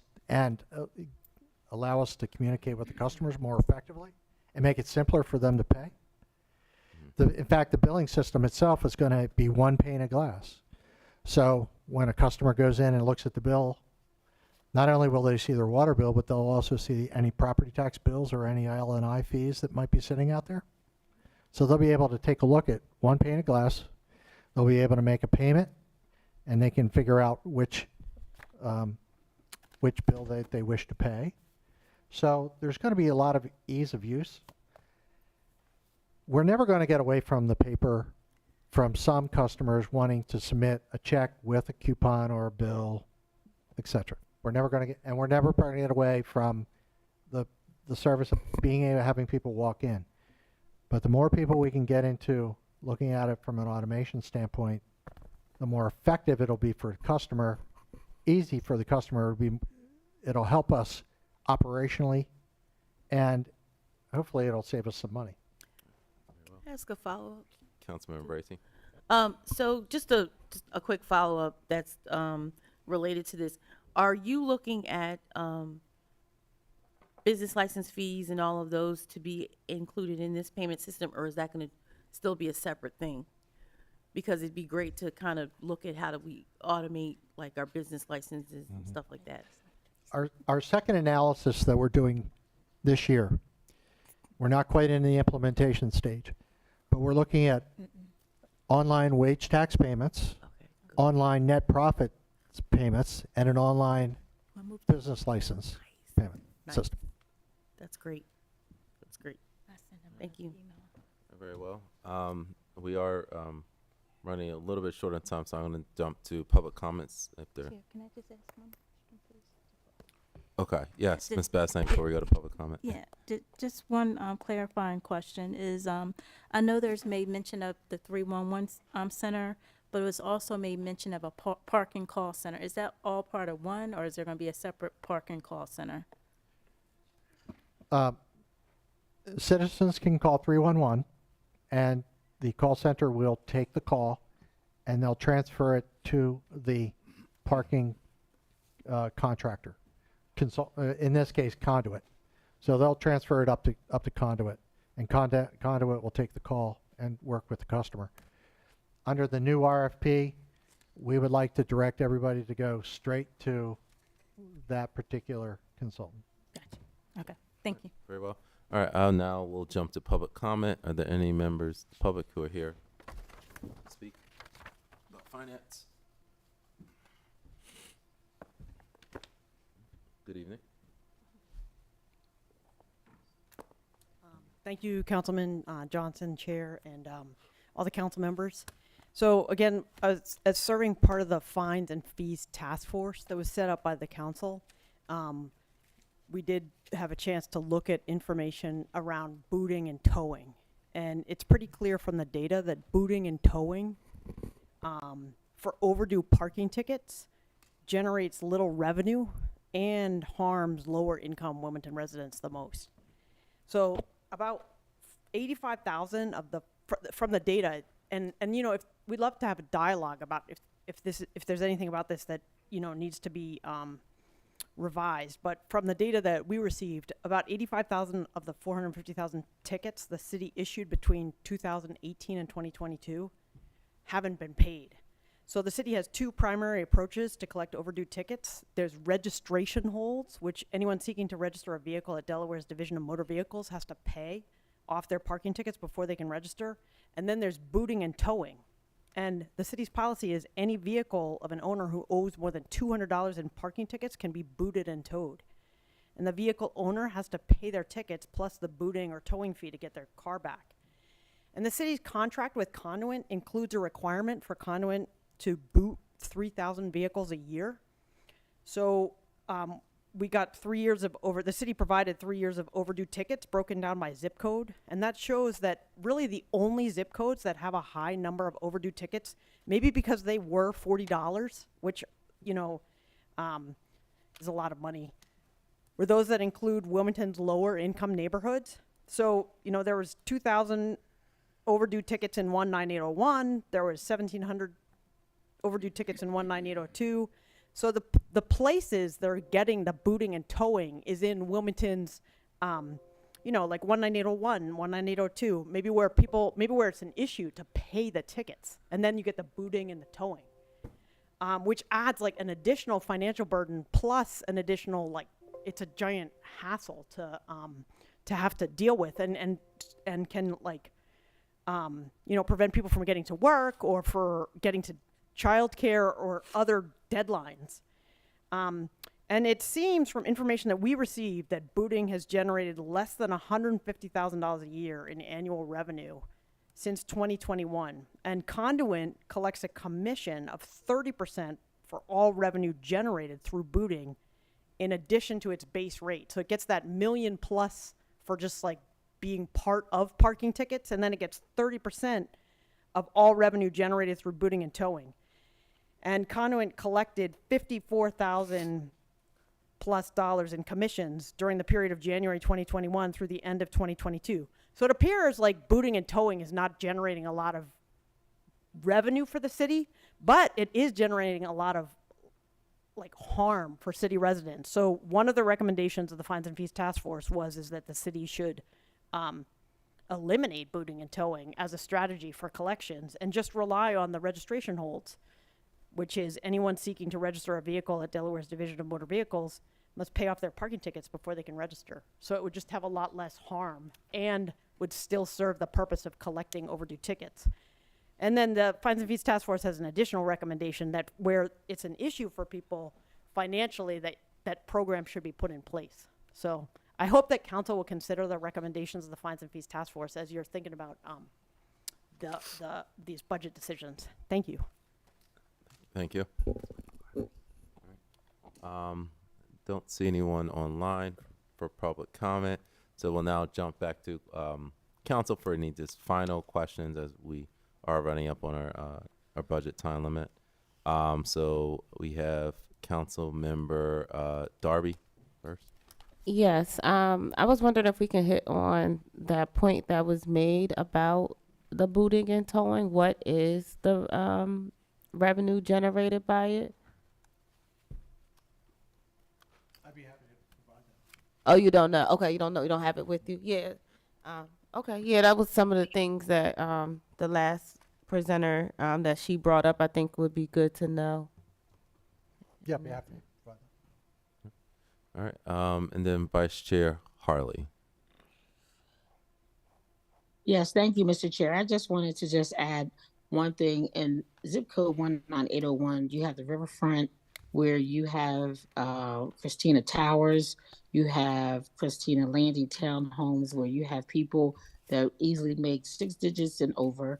You have downtown, all of downtown. You have Justice and Landing, and of course you have Southbridge, and you have the East Side, Midtown, Brandywine, and Trinity vicinity. So I just want to make it clear that 19801 encompasses, again, the riverfront, which gets a lot of tickets. You get a lot of tickets downtown.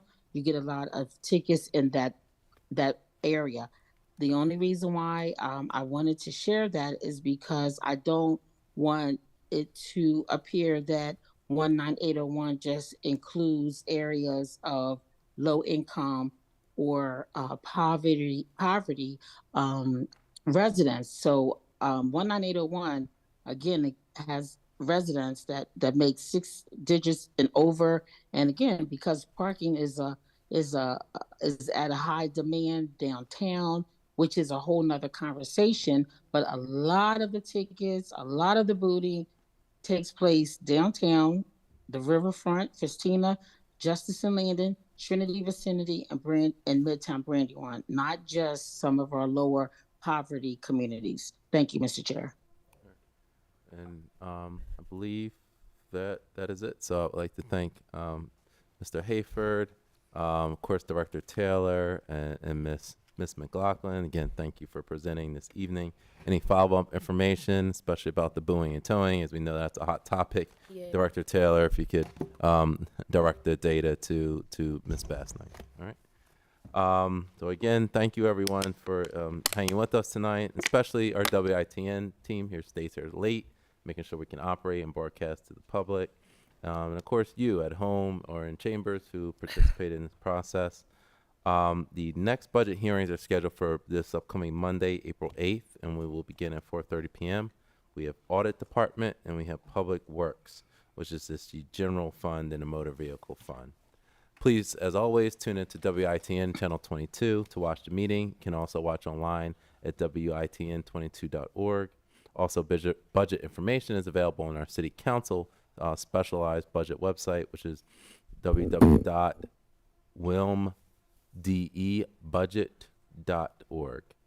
And this time I'll entertain a motion to adjourn. So moved. All right. So moved. All right. Second. Properly moved and seconded. All those in favor? Aye. Aye. All right. The meeting is adjourned. See everyone next week. Thank you. Have a good night, everyone.